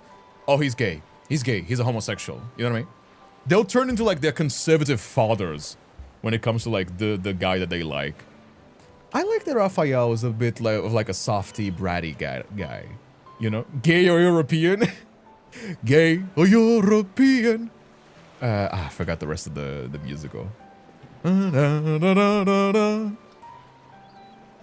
what I mean? That makes more sense.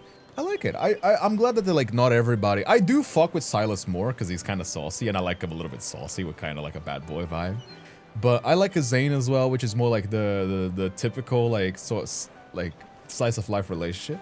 But I like that Raphael is like also something that's like a possibility. You know what I mean? Hey, Unanai, how you doing as well? Welcome, Raiders. 2 raids in a row. How you doing? If you don't know me, my name is Kindred Spirit. I'm a voice acting variety streamer. I am working on a visual novel right now.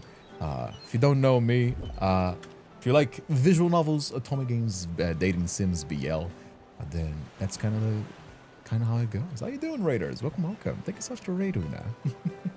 What were you guys up to? Are you playing Love and Deepspace as well? Thank you so much for being here. Thank you so much for sharing your community with us as well. Can we get a shout out for Una? This is my little visual novel, by the way, if you want to check it out. By the way, a little bit self-promo, but like I really want people to wishlist this game on Steam.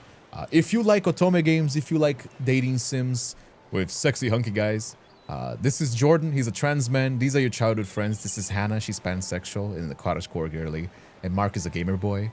These are the supporting cast, and this is the first love interest that we have established. It's Rat. And if we get a lot of people supporting the game, then I plan on adding a lot more. So, yeah. If you that's me, that's good old me. If you first time meeting here. How you guys doing? Oh yeah, I'm so ready for it. Hell yeah. It's Affectionate. Affectionate.com. There's a little website for it, but you can also find it on Steam if you do. Jordan has no right to slay so hard. Jordan's design is really good. All the characters have really good designs in my opinion, but Jordan is like so good. Raphael wheels around, catches my mischievous hand, and pins me against the railing. How did you know that was my weak spot? Oh, glad to have you here, Una. Thank you so much again for sharing your community. Oh yeah? Raph might look girly because his plots use a lot of typical damsel in distress and impudent girl tropes, like a lot. No, I don't think he looks girly. He just looks soft. You know what I mean? Like he's just a guy that likes dressing well and like has a soft face. You know? Big trans mask representation, dare I say. I think it was really good. I think we kind of really cooked on that one. I had a hunch. Seeing that I'm not going to explain myself further, Raphael stops questioning and switches the negotiation. We'll go, but no more tickles.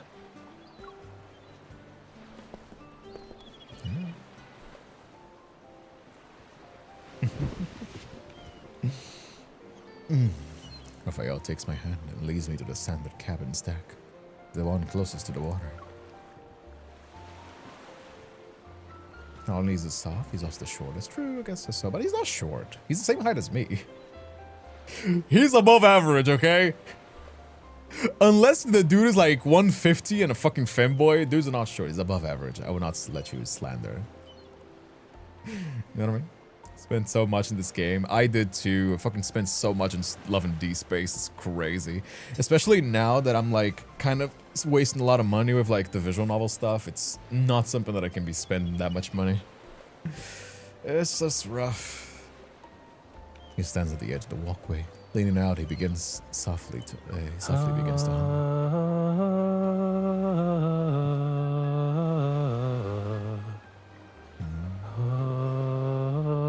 His story uses a lot of tropes. I follow Raphael's gaze towards the sea, towards where the sea meets the sky.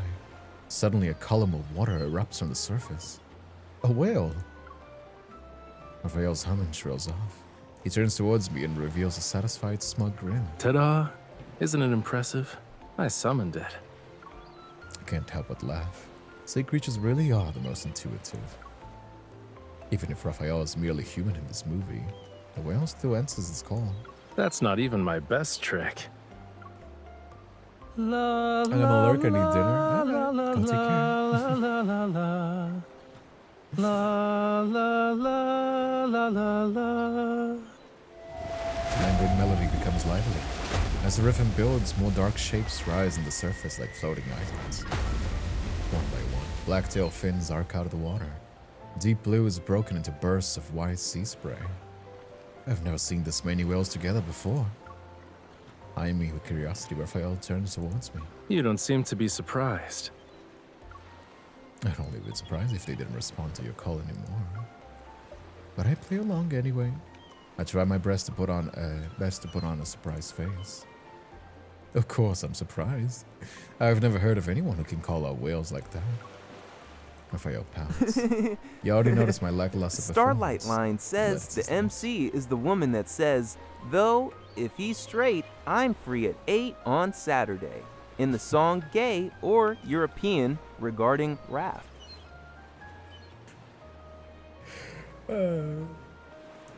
I'm not sure why they answer me.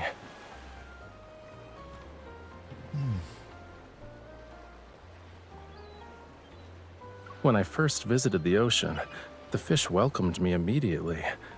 They kept swimming into my palms. It's become more apparent once I got on this ship.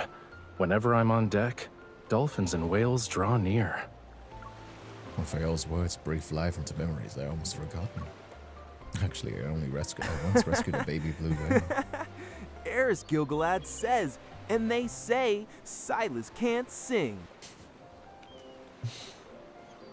The poor thing got lost and beached. I guided back to the water and used the whale whistle to say goodbye. Your housekeeper said this was your first time at sea. I wink at Raphael, reminiscent about our past. Just as you dream of legendary ports, I dream of unknown seas.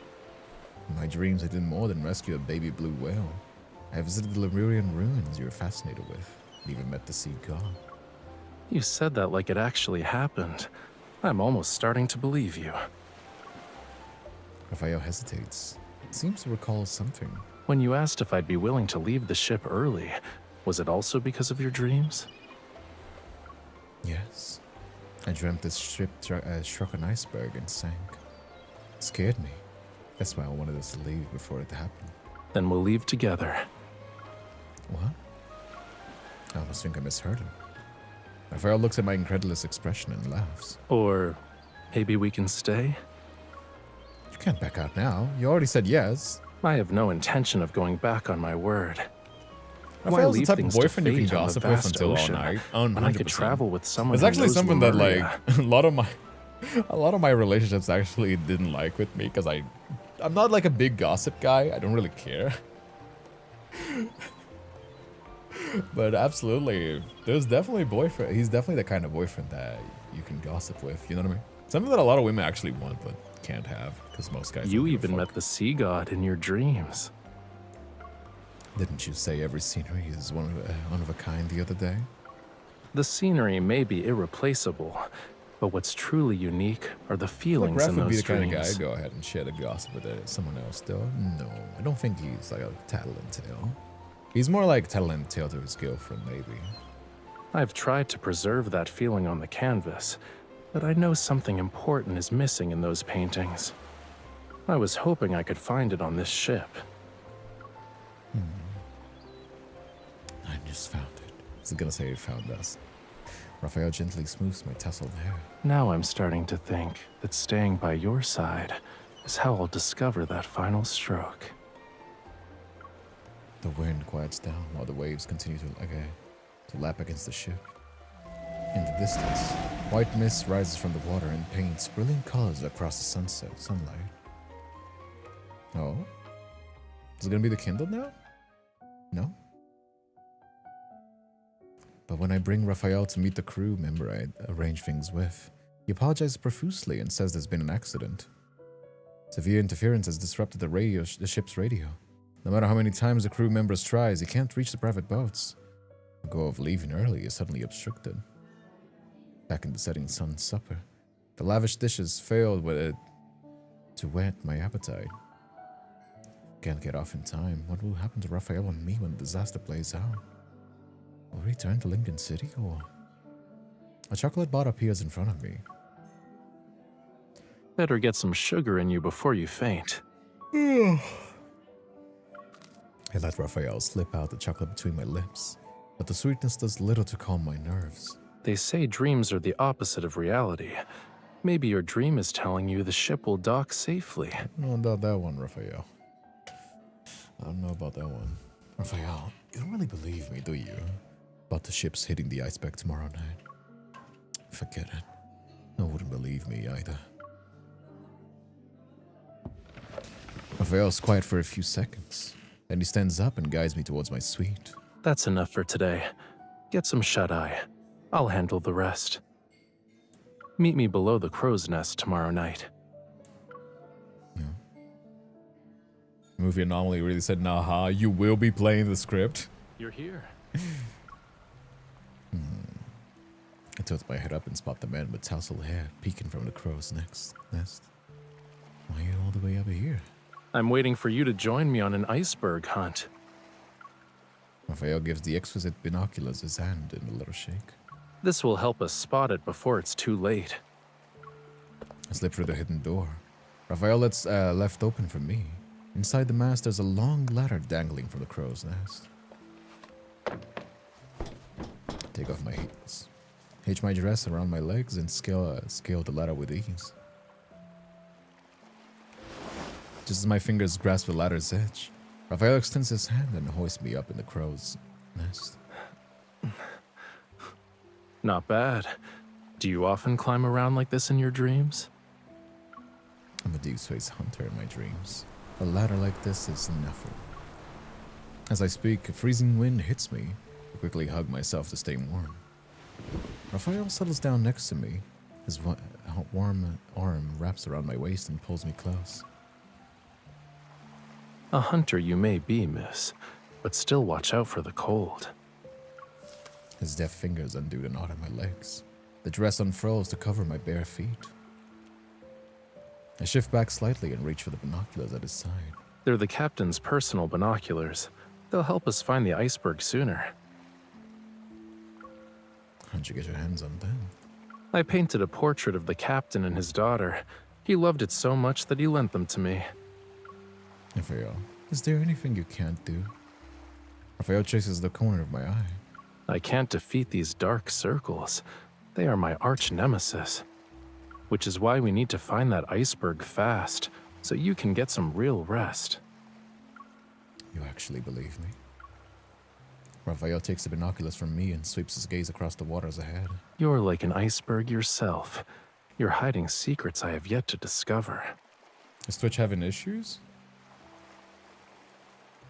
Who knows? We might unlock the mysteries of 2 icebergs in one shot tonight. I lean my head against his shoulder and barely speak above a whisper. Actually, we've known each other for a long, long time. In the darkest hours of a still night, I reveal the secrets I've kept hidden. The waves are listening quietly. I talk about us, Lincoln City, the movie's culture. Oh? I wonder what he would feel like if he was like, imagine somebody you've met for the first time is like, actually, our entire lives are actually a dream, and we meet each other in another life. I'd be like, how hot do you have to be to deal with this level of crazy? I'm gonna be honest with you. If your girl, okay, listen, I get that Raphael, she's right in the situation. But put yourself in Raphael's shoes. This crazy rich lady that you just met in a cruise comes up to you and is like, I've met you our entire lives. Your life here is actually a movie, in a dream.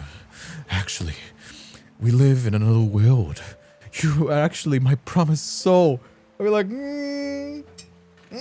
how hot do you have to be to deal with this level of crazy? She is rich, so, you know, like, at least that, but,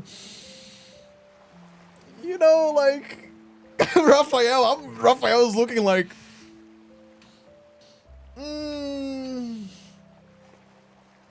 it sure is. It sure Raphael is looking at us with a face of like,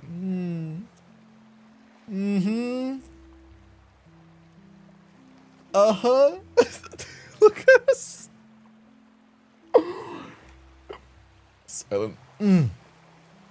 Silence stretches between us for a while. Then Raphael slowly shakes his head. I don't remember any of that. He's like, I don't know, that's crazy lady. Part of me expected this. Even so, I can't hold back a quiet sigh. A posture check. There you go. There you go. Whew. There you go.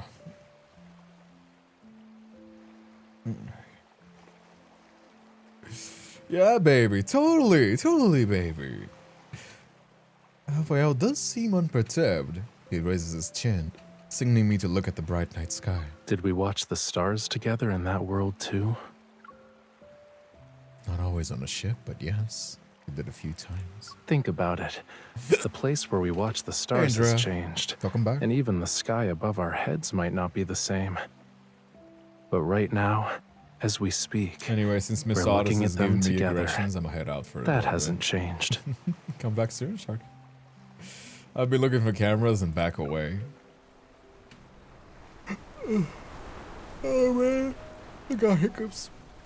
Clasps my hand and presses against his chest. And we're facing the unknown together. It's no different from the two of us in that Lincoln City you described.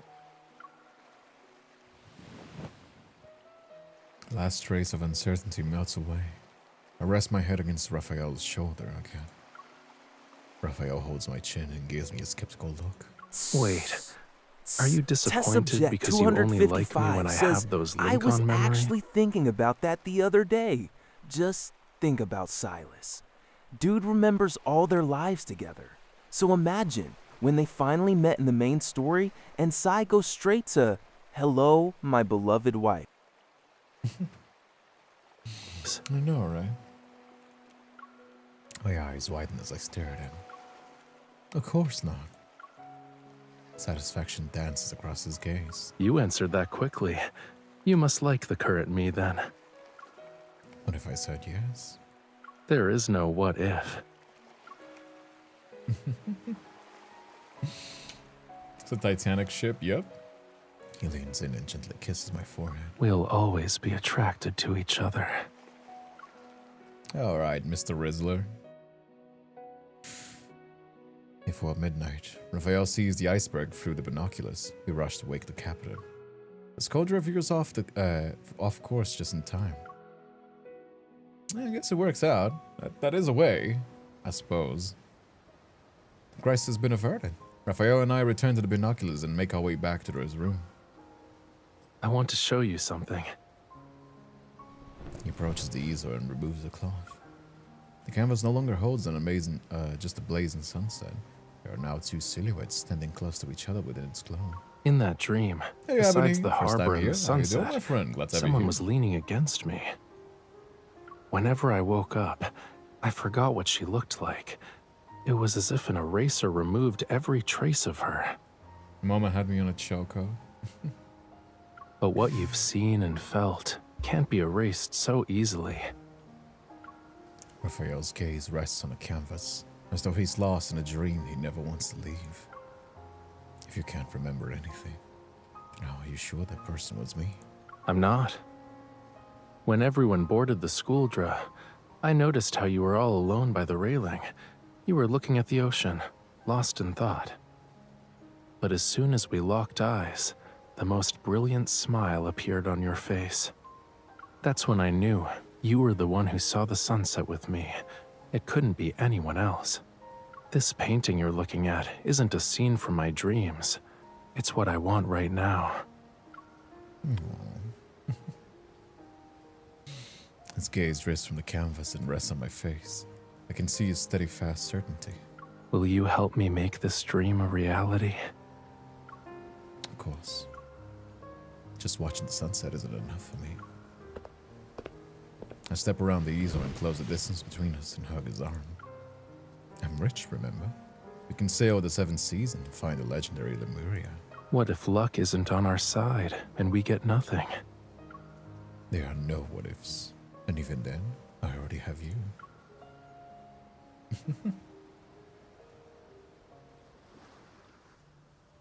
In the following days, the ocean gleams like sapphires beneath the bright sunlight, while waves and dolphins frolic along the ship. And one day, they disappear without a trace. Heavy clouds detour the sun, and the ocean's vibrant blue slowly gives way to a turbid, unsettling gray. People always say the weather at sea is unpredictable. Now I finally get to see it firsthand. Little did we know that the sea had only begun to show its true menacing face. In the afternoon, the wind grows fierce. Waves batter the ship as visibility steadily worsens. Loose items start skidding across the deck while crew members fight through the gale to hold everything down. Come on, let me walk you back to your room. Something's not right with the waves. I stand up. The restroom door swings open. The crew members hurry past. On their lips is a single word: iceberg. A few seconds later, there's a deafening crash. The entire ship lurches violently. Oh, so they actually did crash. Raphael and I raise our head at the same time and see an iceberg looming outside the window. Enormous slabs of ice crash on the deck and explode into razor-sharp fragments, shattering the windows of the setting sun's supper. My heart freezes. All those strange occurrences make sense now. The housekeeper suddenly careless, the jam radio signals, an iceberg we can't avoid. The film debate meets his end sinking beneath the waves of this very ship. And our efforts, all for nothing.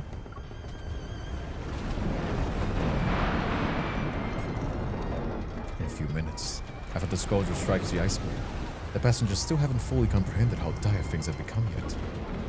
But soon they realize the horrible truth, and the panic etched on the crew's faces.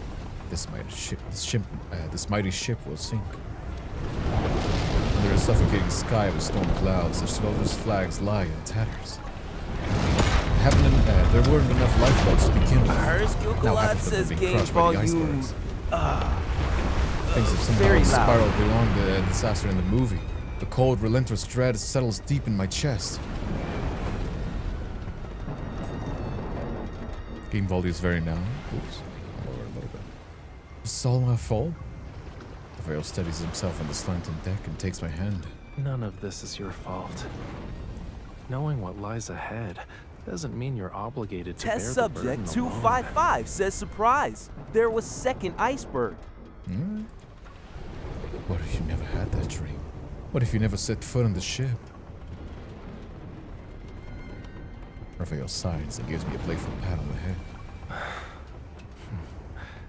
What are you even talking about? Copycat says, but wait, there's more. If I'd never gotten on this ship, I'd regret it for the rest of my life. Oh, it's loading the Kindle. Panic footsteps and piercing screams swell around us like waves in a tempest. Raphael has to shout to be heard above the pandemonium. Stepping onto this ship and finding you was the greatest choice I've made in my life. Even if I'd known from the start how this would end, I'd make the same choice again.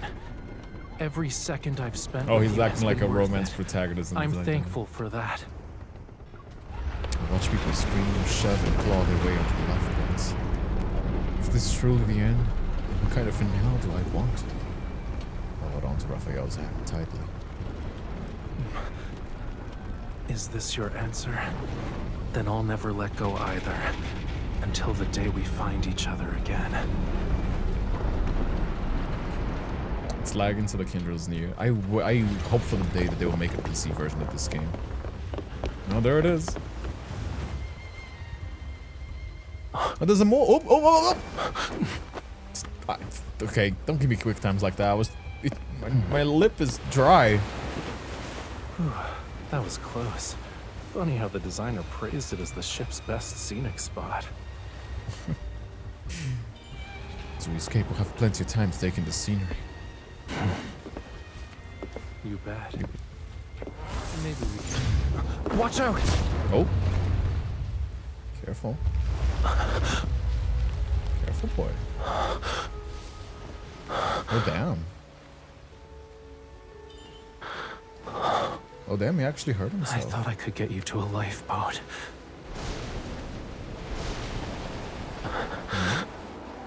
Sorry. The rest of this journey, you'll have to go on without me. Okay, Titanic. You're more than capable. This won't be too hard for you, right? Nah, we're both making it, right? I saw the good endings. I figured we might, right? Not leaving you behind. All right, then stay right here in my arms. Don't be afraid. Now, We'll never be cold again. Is the ship actually gonna survive? No way, right? No, it's turning. It's definitely falling.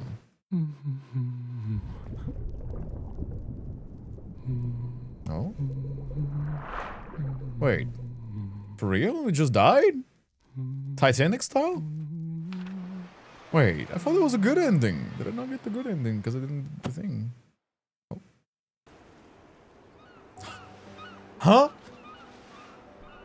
If you don't wake up soon, the seagulls are gonna eat your bread. Don't tell me that was a dream. Raphael? Why are we... You want to swim over to the next port? We're not fish, you know. We'll dock tomorrow, so where should we go first? Oh. But the ship sank. Raphael's wounds.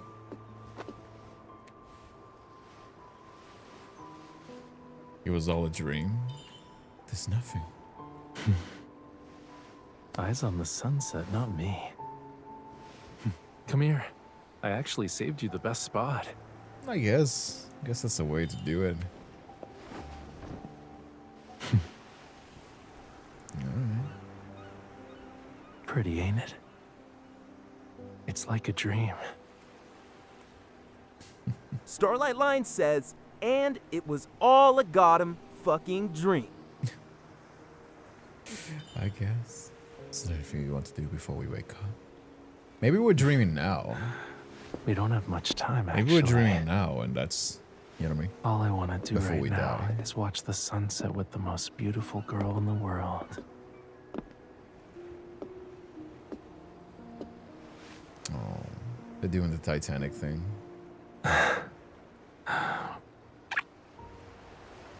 Be a pretty lame ending.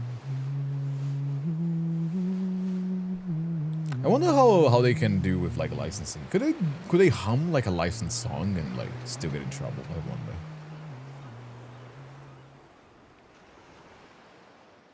No.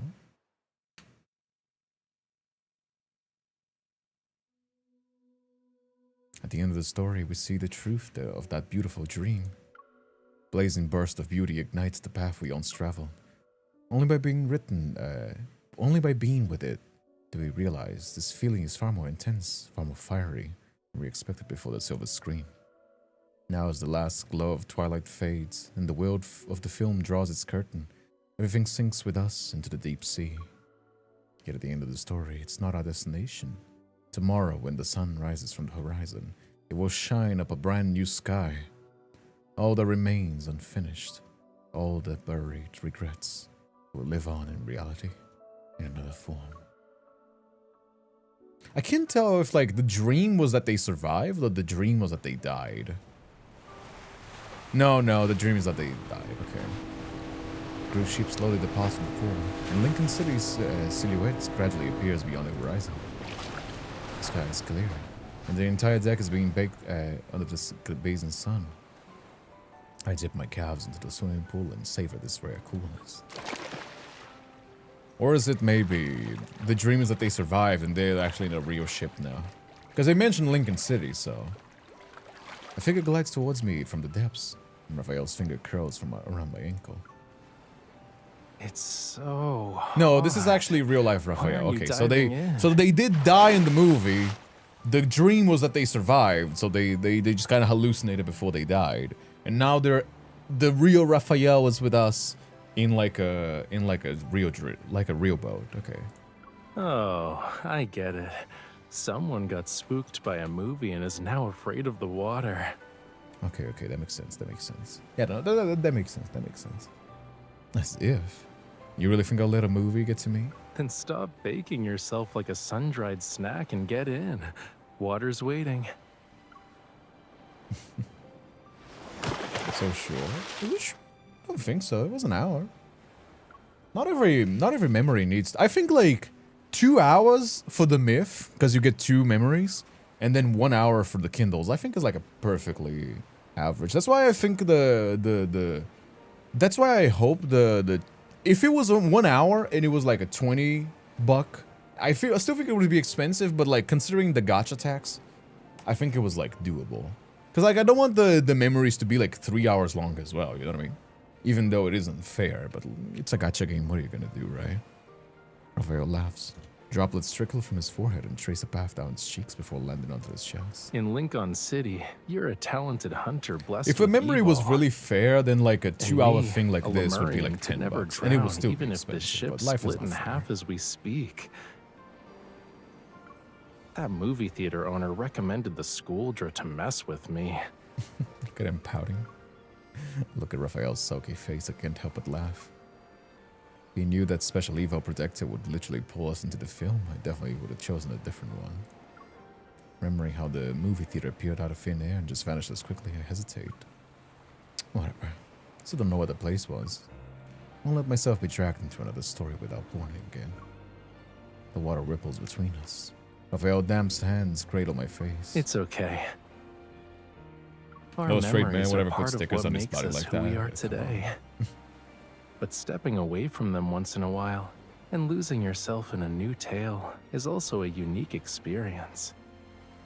Besides, I believe that in every story, no matter how it begins or ends,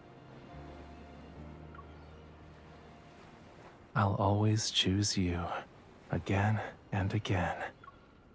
I always find it funny that, like, when they lean over like this, the text always covers his nose. Every single character does this. I think I never noticed this was kind of funny. I've noticed a few times, but I've never commented on it. It always hides their nose. Anyway, that was Raphael's Sunset on Canvas. What'd you guys think of it? I think it was pretty enjoyable. I know that I saw some people complaining about, like, oh, the memories are too short. Yes, subjectively, right? They're definitely not, like, myths. But I think an hour for the memories, if only they were cheaper, or at least if you got, like, more 5 stars, I think it would be more fair. But it's a gacha game. Considering the gacha text, I wouldn't expect anything else. You know what I mean? It's not an indie game. I think indie games would be a lot more fair in that regard, but, like, what are you gonna do? You know? Anyway. But yeah, notice since I started playing it, love that character. There's all kinds of flavors for all kinds of people that like. Anyway, go wishlist Affectionate on Steam if you haven't already. Again, final promo. Please do share with friends. Let's get the game like wishlisted. I really do need every single help that I can. If you like loving Deepspace or these sorts of Otome/BL games, you're gonna love this game anyway. So go give it a try. The demo comes out in 2 weeks, so we'll definitely be playing when it comes out as well. I have some YouTuber friends that are gonna check it out as well. But yeah, thank you so much. Hope you guys have a good one. See you guys. Take care and bye-bye. Have a wonderful time. Hope you have a lovely weekend. And I'll see you guys tomorrow. All right? See you next time. Bye-bye.